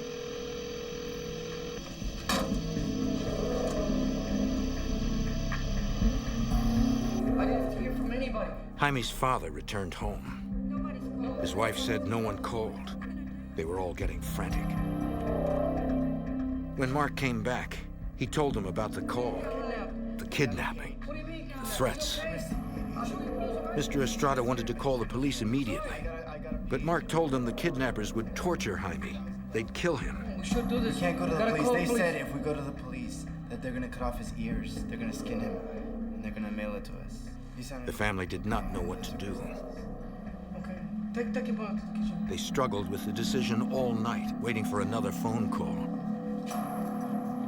But none came.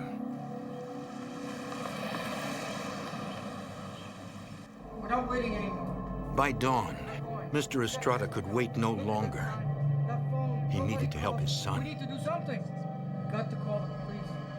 It had been more than 9 hours since Haimey was last seen. Mr. Estrada decided that he and Mark would go to the police. They had to take the chance. At the Milwaukee Police 2nd District Station, Oh, yeah, the area code. Mark and his father explained what happened to a detective on the Violent Crime Squad. I called them and they said that if we went to the police, that they would cut off his ears. Since this was an armed abduction that crossed state lines from Wisconsin to Illinois, the police called in the FBI. Get the duty agent. All right, thanks. Okay, At the Milwaukee field office, FBI Special Agent Dan Kraft had just arrived at work. I was sitting at my desk and I received a call. An 18-year-old kid had been kidnapped. Kraft had to act quickly. I met with the victim's father and his older brother and tried to take a detailed interview of them based on what had happened, when it had happened, potentially why. I realized that this was going to become a major case. Back at the Estrada house, Why, who is this? Haimey's brother Paulo answered the phone. Who is this? Brother. It was the kidnappers. The man on the phone changed the ransom to $30,000 and also wanted the Monte Carlo. What are you talking about? He said they could prove their threats were serious. They had shot Haimey. Haimey confirmed he was shot. Haimey! He was hurt, bad. He pleaded with his brother to hurry. Yeah? Haimey! Still, the man gave no details for a ransom drop. The man said they'd call again on Paulo's cell phone. Hello? Hello? They shot Haimey. They shot him? They want $30,000. Paulo told the others the terrifying news.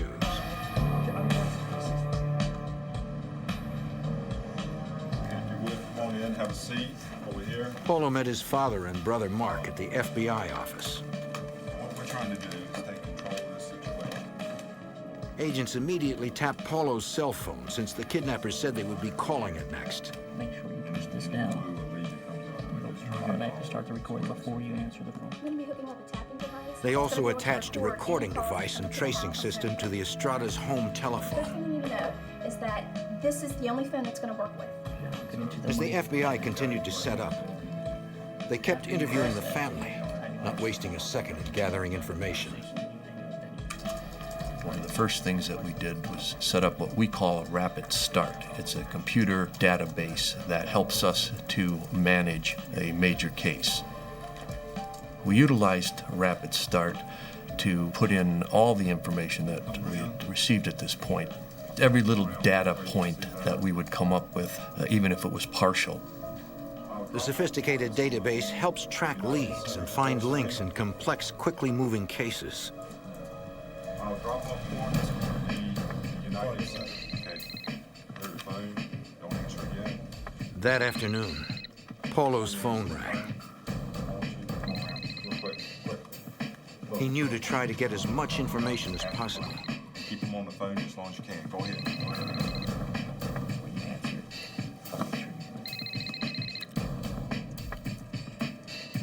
Hello. The caller asked if Paulo had the ransom. The money. Paulo said he had about half Well, and yeah. needed more No, time. the drop is gonna go perfect as scheduled.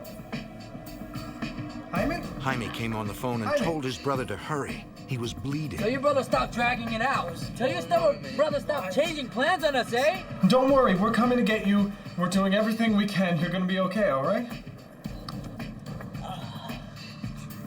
You better have it, bro. Hello? They hung up. Should help. While agents and detectives tried to trace the number, the Estradas moved to an adjacent room to wait for more calls. In a kidnapping case, the FBI tries to move deliberately, but not hastily. And we have a tendency to try to slow things down and work at our pace and try to control. When a victim is shot, now you're dealing with a life and death matter, and every minute, every moment becomes critical. 3 hours later, Paulo got another call. Special Agent Kraft was concerned about how Paulo would handle it. These type of situations are extremely stressful to begin with. When you factor in a person who's a relative who loves the victim, cares about the victim, they're going to act on emotions every time, and they can make bad judgments. But despite the threats to his wounded brother, Paulo remained calm. Kidnappers insisted Paulo make the ransom drop of the car and cash at a fast food restaurant in Chicago. They said they'd call back with more details. They hung up. You never want to introduce a civilian into a high-risk situation. I think we should go now. But agents had no choice. Paulo would have to drop the car off himself. But since he would need a ride back home, an undercover agent could pose as a friend to provide at least some protection from Paulo. Escorting you out to the site. The team left for Chicago.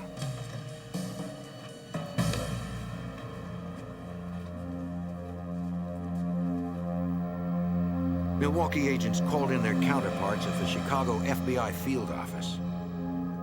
Special Agent Kevin Cassidy would take the lead in that city.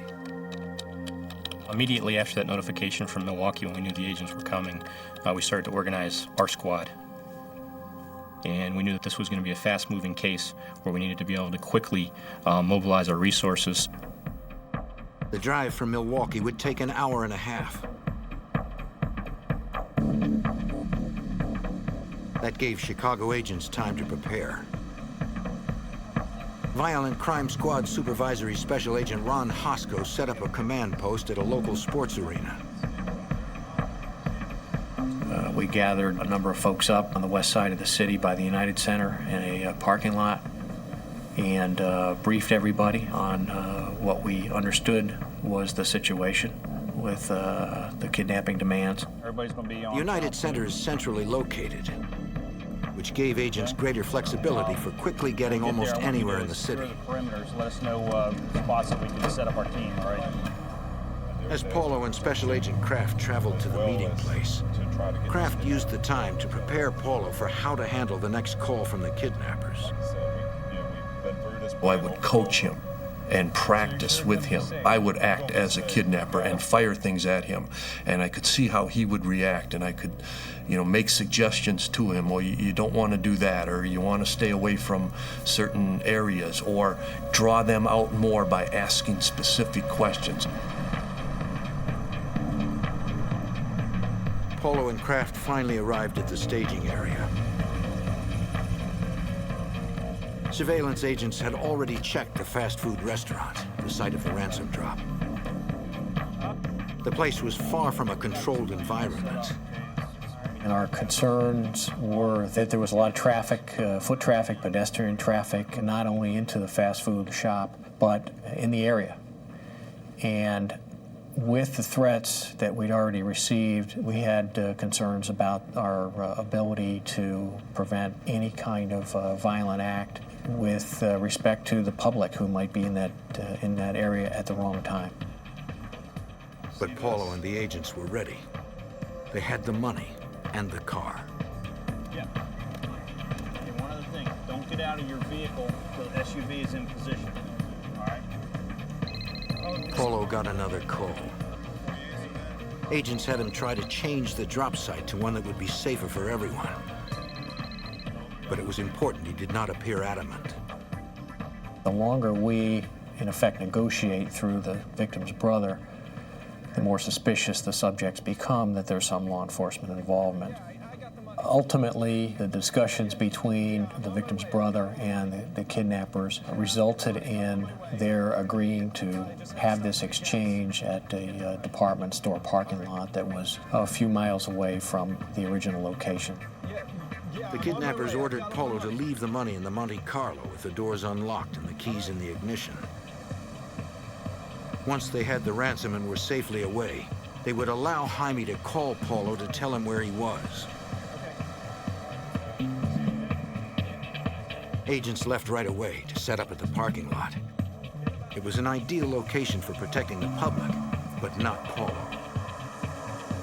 Agents would need to be hidden at a distance around the perimeter. It was Paulo who would have to face the kidnappers up close. But getting his little brother back was worth the risk.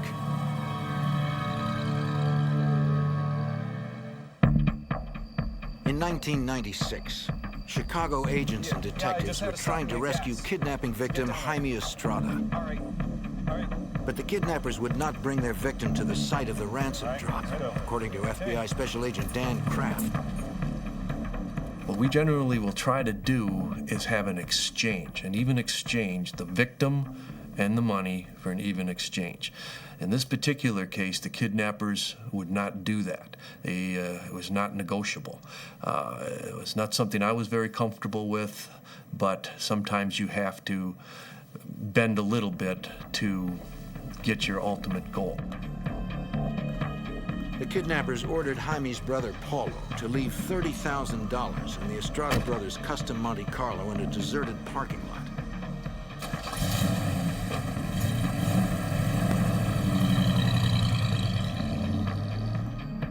But the area was not entirely deserted. Surveillance units were hidden nearby, watching.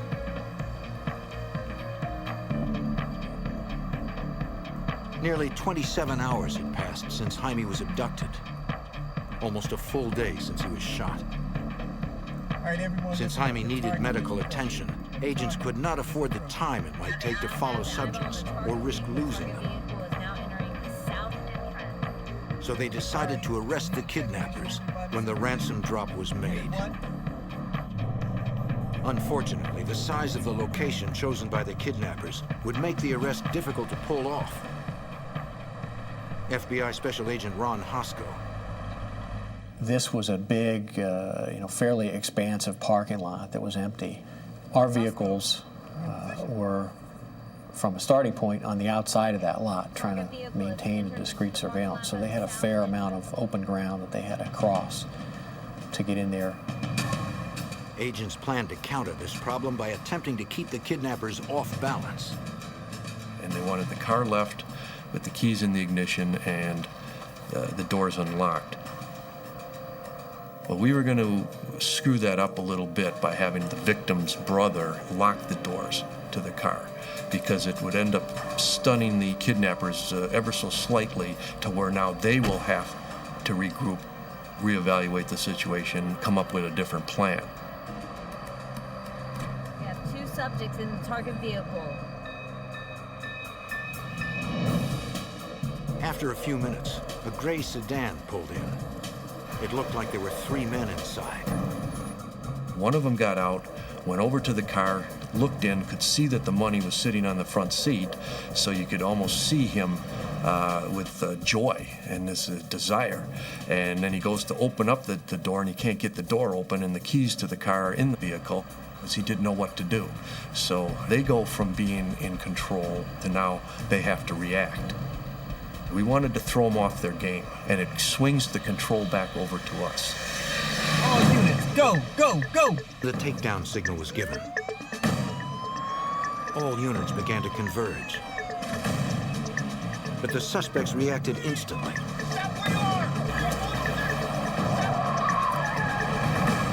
they immediately accelerated away from us before the other surveillance units had an opportunity to close the net on them. Someone in the car pointed a gun at an agent, then threw something out of the window. They were weaving around the responding vehicles, who are properly hesitant to ram that vehicle for any number of good reasons, not the least of which is that the victim could have been in the trunk. The suspects got on an expressway and tore off toward downtown.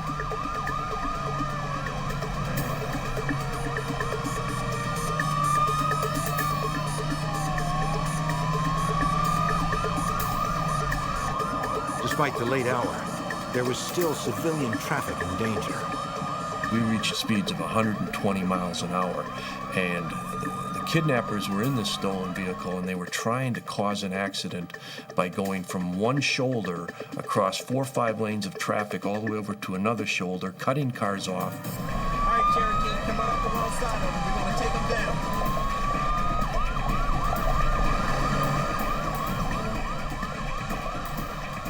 Agents used their training to end the pursuit. And they were able to execute what we call the pit maneuver, whereby they actually bumped the rear quarter panel. And the vehicle did not lose control completely. It just swerved slightly, but it was enough for the driver to slow down to a much lower speed, and our vehicles basically boxed them in at that point, and they came to a complete stop.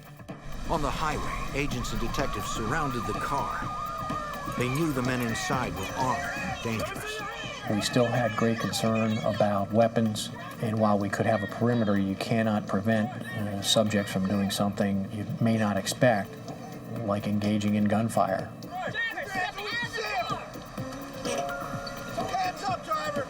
We removed all of the occupants of the car. We ended up finding 3 subjects in the car. They all claimed to know nothing about Haimey Estrada and wouldn't even give agents their names.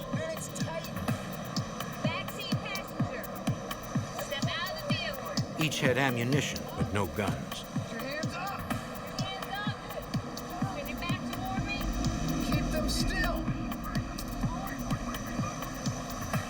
Once they had the 3 men safely in custody, investigators checked to see if anything or anyone was in the trunk.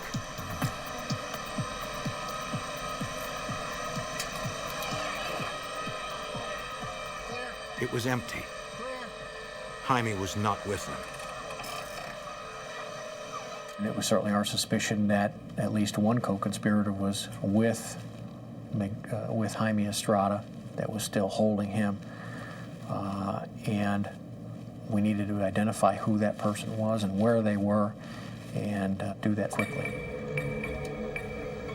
Agents ran the license plate number and searched the rest of the car, and discovered a knife and a night vision rifle scope.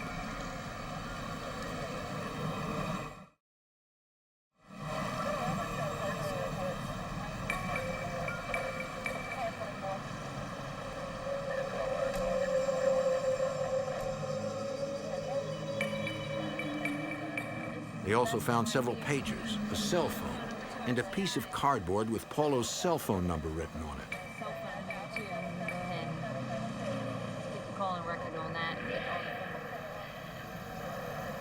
On the roadside near the start of the pursuit, agents located a loaded 9mm semi-automatic handgun, likely the object seen thrown from the suspect's car.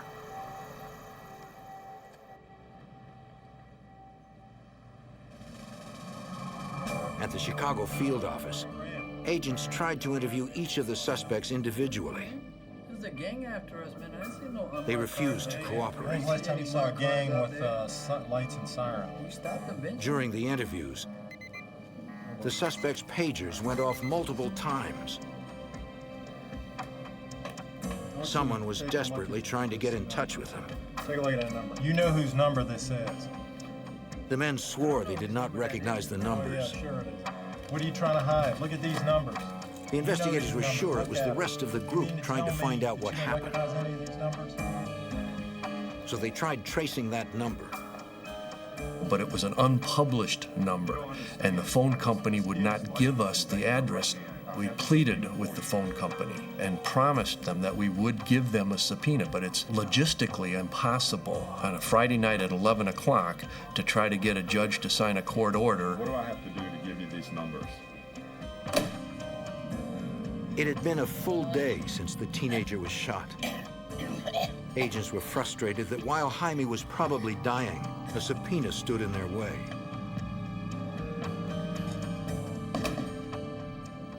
Tried to plead, man to man, father to father. I said, what if it was your child? Wouldn't you want law enforcement to do everything humanly possible?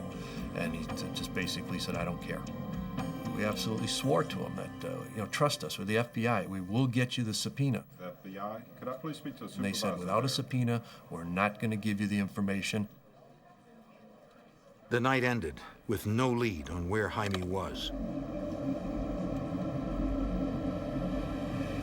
The next afternoon, on the city's west side, someone dumped a body.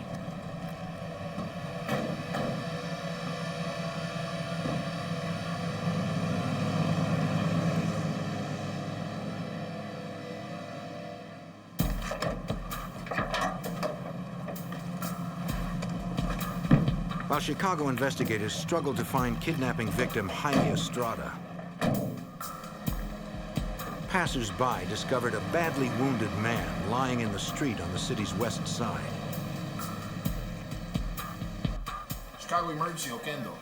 The Chicago 911 operator took the emergency call and immediately dispatched patrol units and an ambulance. Okay, does anybody... Paramedics advised Illinois Masonic Hospital they were bringing in a man with a gunshot wound. He identified himself as Haimey Estrada.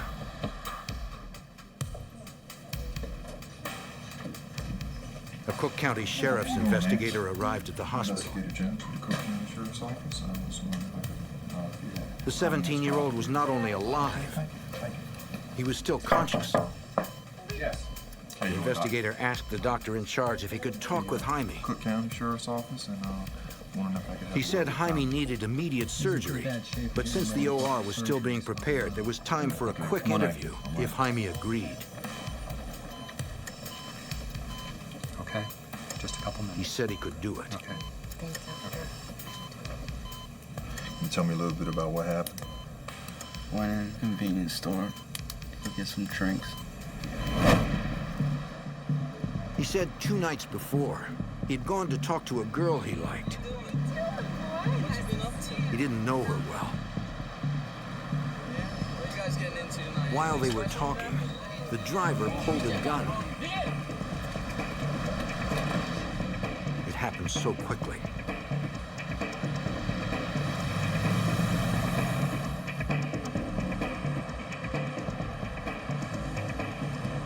He said it felt like they drove for about 2 hours. Several armed men beat him. He could not ID them. FBI Special Agent Kevin Cassidy. Haimey did not provide any real detail regarding the identifying features of his kidnappers due to the fact he was blindfolded. Haimey remembered passing 3 toll booths. He told the investigator that about 15 minutes after the 3rd toll booth, the van stopped. And the men hustled him into a house or an apartment, he wasn't sure which. It's your brother, man! There they roughed him up some more, yelling about the money he owed them for the drugs. I'll kill you, bro. I'll kill you! Huh? He tried to tell them they had the wrong guy. That was the wrong thing to say. You know what I'm saying, man? I'll kill you, bro. I'll kill you! Just give me the number. What's the number, S.A.? Run. Yo, get this guy! I beat him They senseless. demanded the phone numbers to all of his family members. What? Huh? I got the number. 414-555-7577. Get this cabron out of here. The men carefully avoided speaking their own names. But there were others who did. During the time he was held there, he heard female voices, and he also heard one of those voices referred to a subject as Beto. Haimey believed it was Beto that guarded him most of the time. Sometime the next morning, Haimey was just getting to sleep.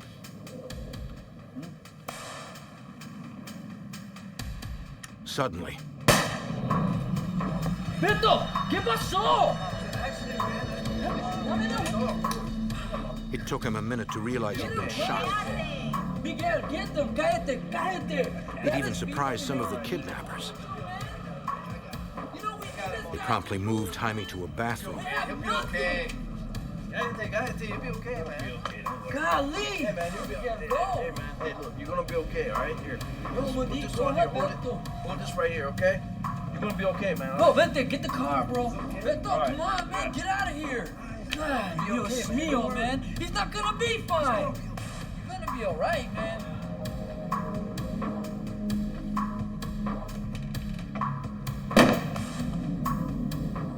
He fell in and out of consciousness, so his memory was fuzzy. He remembered a white tile floor, a red toilet seat, maybe a red shower curtain. That was all. Haimey's gunshot wound had gone untreated for 2 days and was badly infected. He needed so many surgeries that doctors had to put him into a drug-induced coma so he could survive the ordeal.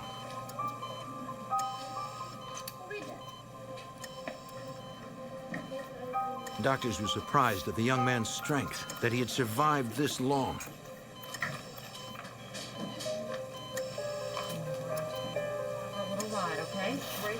But their prognosis was not good.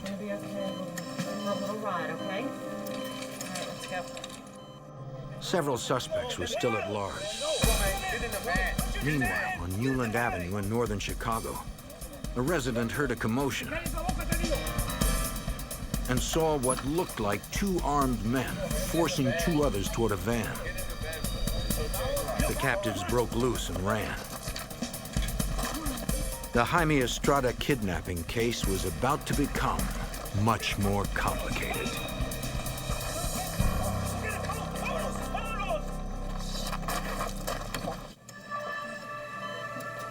The same day, kidnapping victim Haimey Estrada was found.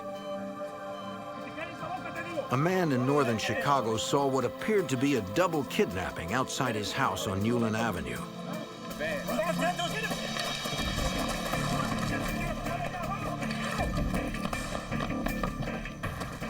The victims managed to escape.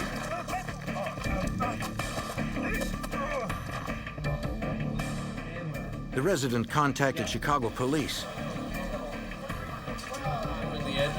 and emergency operators sent patrol officers to the scene. 3225 okay. Right off of Belmont. All right, stay inside the house. Just letting you know the police are being dispatched as we speak. I was walking home and Dispatch asked the officers to transport the 2 victims to Chicago PD's Area 5. 5 guys. To be interviewed by FBI Special Agent Kevin Cassidy. Next thing you know, this van pulled in front of me. One of them, Pedro Montoya, explained how he'd been abducted. A week earlier, he was outside his house when a van pulled up. Several men jumped out with guns and forced him inside. The other man, Chavo Rodriguez, had the same story. They were basically grabbed off the street and forcibly put into a blue and white van. Special Agent Cassidy remembered that Haimey was also kidnapped in a blue and white van. He decided to show Montoya and Rodriguez mugshots of the men arrested in connection with Estrada's abduction. Both victims immediately responded that those were the same individuals that had kidnapped them. And there were 2 others, the armed men they escaped from. We then started to interview them in greater detail. They said they were held in the basement of a house with a 3rd man. All right, just spin them around and put them on the post here. They were all bound to metal poles. Come on, man. Come up. Each of their families were called with demands for ransom money and cars. For more than a week, the kidnappers barely fed the men.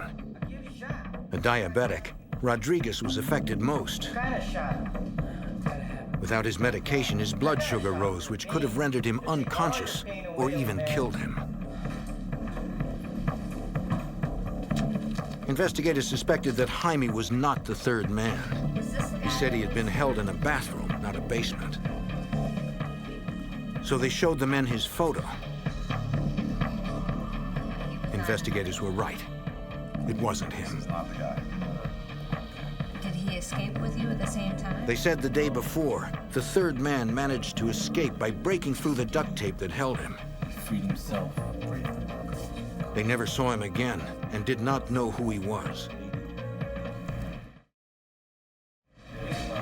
When the kidnappers realized the third man had escaped, they tried moving Rodriguez and Montoya out of the house. Come here. Stay out of here. It was then that the men escaped. When asked why they may have been singled out to be kidnapped and held for ransom, I'll be holding back something. neither man had an answer. But consider yourselves lucky that you made it out. Agents obtained a federal search warrant for the Newland Avenue house where Rodriguez and Montoya were held. They collected duct tape bindings, hairs, clothing fibers,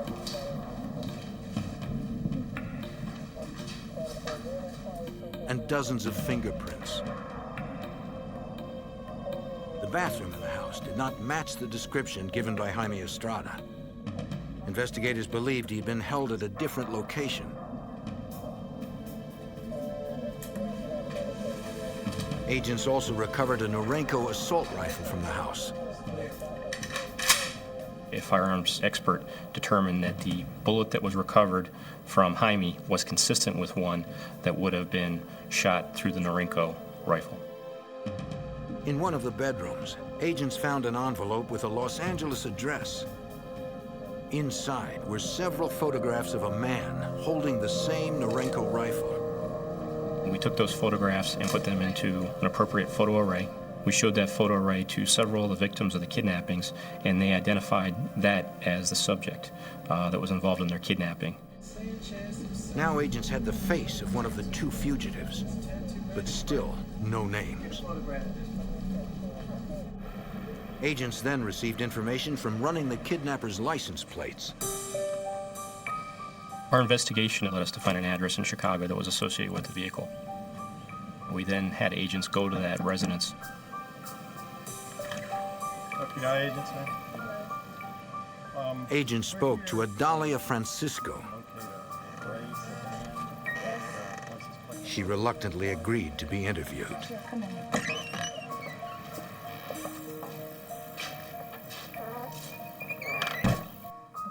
After persistent questioning, Mrs. Francisco told agents that her husband, Ricardo, was in hiding, having escaped from a band of kidnappers. I don't know what to do. Well, they kidnapped your husband? Yes.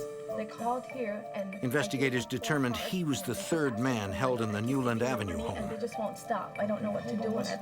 Pressed further, she explained why her husband and the other men were being held. Further investigation and intensive interviews led us to determine that there was a nexus to illegal drug activity in each one of these individual kidnappings. Friends of Ricardo Francisco revealed that he was a drug runner. He owed a drug cartel $100,000. Montoya owed $130,000 to the same drug cartel. Rodriguez was not involved in dealing drugs himself. It was his son. But that did not matter to the cartel. His son had owed some money, and they grabbed the dad. In the case of Haimey Estrada, our investigation did not reveal any involvement in illegal drug activity, and we do not believe he had any. It seemed the cartel had been duped by the girl who lured Haimey into the van. Informants identified her as Juanita Gonzalez. The true subject in this case was the girl. She was the one that had ripped off these guys from a kilo of cocaine. And then she tried to save her own hide by laying it off on an innocent person. She just blamed it on Haimey, who was just innocent in all of this. All Haimey's family could do was pray he'd make it through surgery. But 17-year-old Haimey Estrada could not hold on. Infection eventually killed him. This has now become a case of murder. After conducting extensive interviews in the Newland Avenue neighborhood, agents finally identified the 3 men already in custody as Salome Varela, Jesus Ruiz, and Miguel Torres. The man in the photograph was identified as Jose de la Paz Sanchez. The final suspect was known only as Beto. They were still at large, wanted not only for kidnapping, but for murder.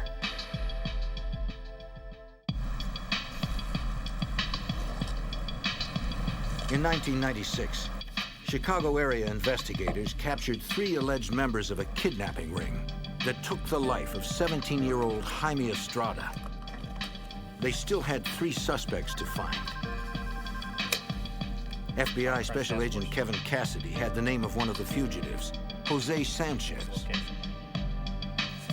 His photo was discovered in an envelope during a crime scene search. The envelope had an address in Los Angeles. We then surmised that the subject had fled the area, and it would be logical to look for him in Los Angeles. We obtained an arrest warrant, and we forwarded that information to our Los Angeles office. In LA, FBI Special Agent Scott Hanley set out to apprehend Sanchez. Okay. All right. Yeah, thanks. Well, good luck to you. Bye. We went out to the location, which was a house in the Echo Park area of Los Angeles. After we'd been on the house for over 3 hours, one of the team observed a male Hispanic individual walk out of the house. But at that time, because of the distance away from him, we couldn't tell if it was Mr. Sanchez or not. We were able to follow him for approximately about a half hour on 3 different freeways in Los Angeles till he finally went to the West Los Angeles area. The man parked outside a home improvement store. Even with a photograph of the suspect, they still could not tell if it was Sanchez. If you've never met the person before and all you have is a photograph, you're trying to look at a real person to match it up with a photograph, and who knows how old that can be. From the photo, they knew Sanchez had a Grim Reaper tattoo on his right upper arm. One of the officers went in on foot to try to get a closer look of the individual. He followed this person in the store. I saw this tattoo of the Grim Reaper.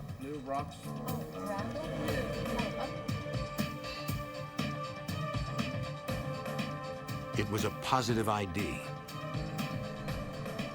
Agents were getting closer to nabbing the 4th suspect in Haimey Estrada's kidnapping and murder.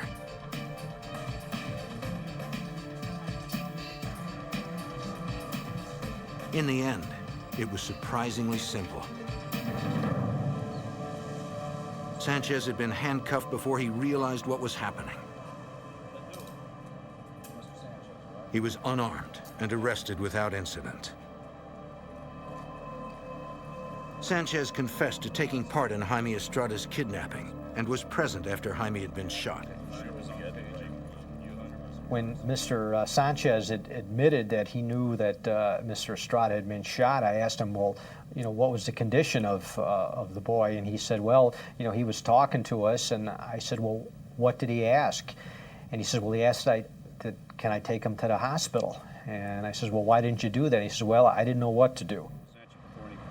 He also admitted to the other kidnappings and said they had been ordered by a drug cartel as a way to collect money owed to them. Request that your lawyer be present before you answer any further questions. Chicago investigators then began to intensify their search for the man known only as Beto. They conducted dozens of interviews with associates of the three men already in custody. They revealed that Beto had a sister, Monique Jimenez. Facing accessory charges, she cooperated. Do you know anybody named Beto? She said Beto's real name was Luis Carreno. Have you been back? The sister was able to describe some of the circumstances of Haimey's kidnapping, particularly the shooting. She advised that she was in the apartment at the time and had heard the shot and saw Haimey shot. And she advised that the person that shot him was in fact her brother. There was blood there, so I had to go back. She said she had cleaned blood off the bathroom floor with bleach. She gave the FBI the address of the apartment. Yes, it's 2532 Moody Avenue. An evidence response team processed the apartment, collecting samples, including the grout between the bathroom floor tiles. Lab examiners later discovered traces of blood in the grout. DNA testing proved the blood was Haimey's. In October 1997, federal prosecutors in Chicago tied the complex case together for a jury. The four suspects in custody, Salome Varela, Jesus Ruiz, Miguel Torres, and Jose Sanchez, were found guilty of racketeering, conspiracy, weapons violations, assault charges, and all four kidnappings. They were all sentenced to life in prison without the possibility of parole. The FBI tracked Juanita Gonzalez, the girl responsible for Haimey's abduction, to Mexico, where she completely disappeared. They are still looking for fugitive Luis Carreno, the man known as Beto. He is currently wanted, and there's an outstanding arrest warrant for him. And we are working with Interpol and our other friends in foreign countries to attempt to locate him to this day, and we will continue to do so. The Estradas pray that someday soon, the authorities will find Carreno, the man the FBI suspects killed Haimey. For the family and for the investigators who worked so hard to save Haimey, the case will never be over until everyone responsible for his death is brought to justice.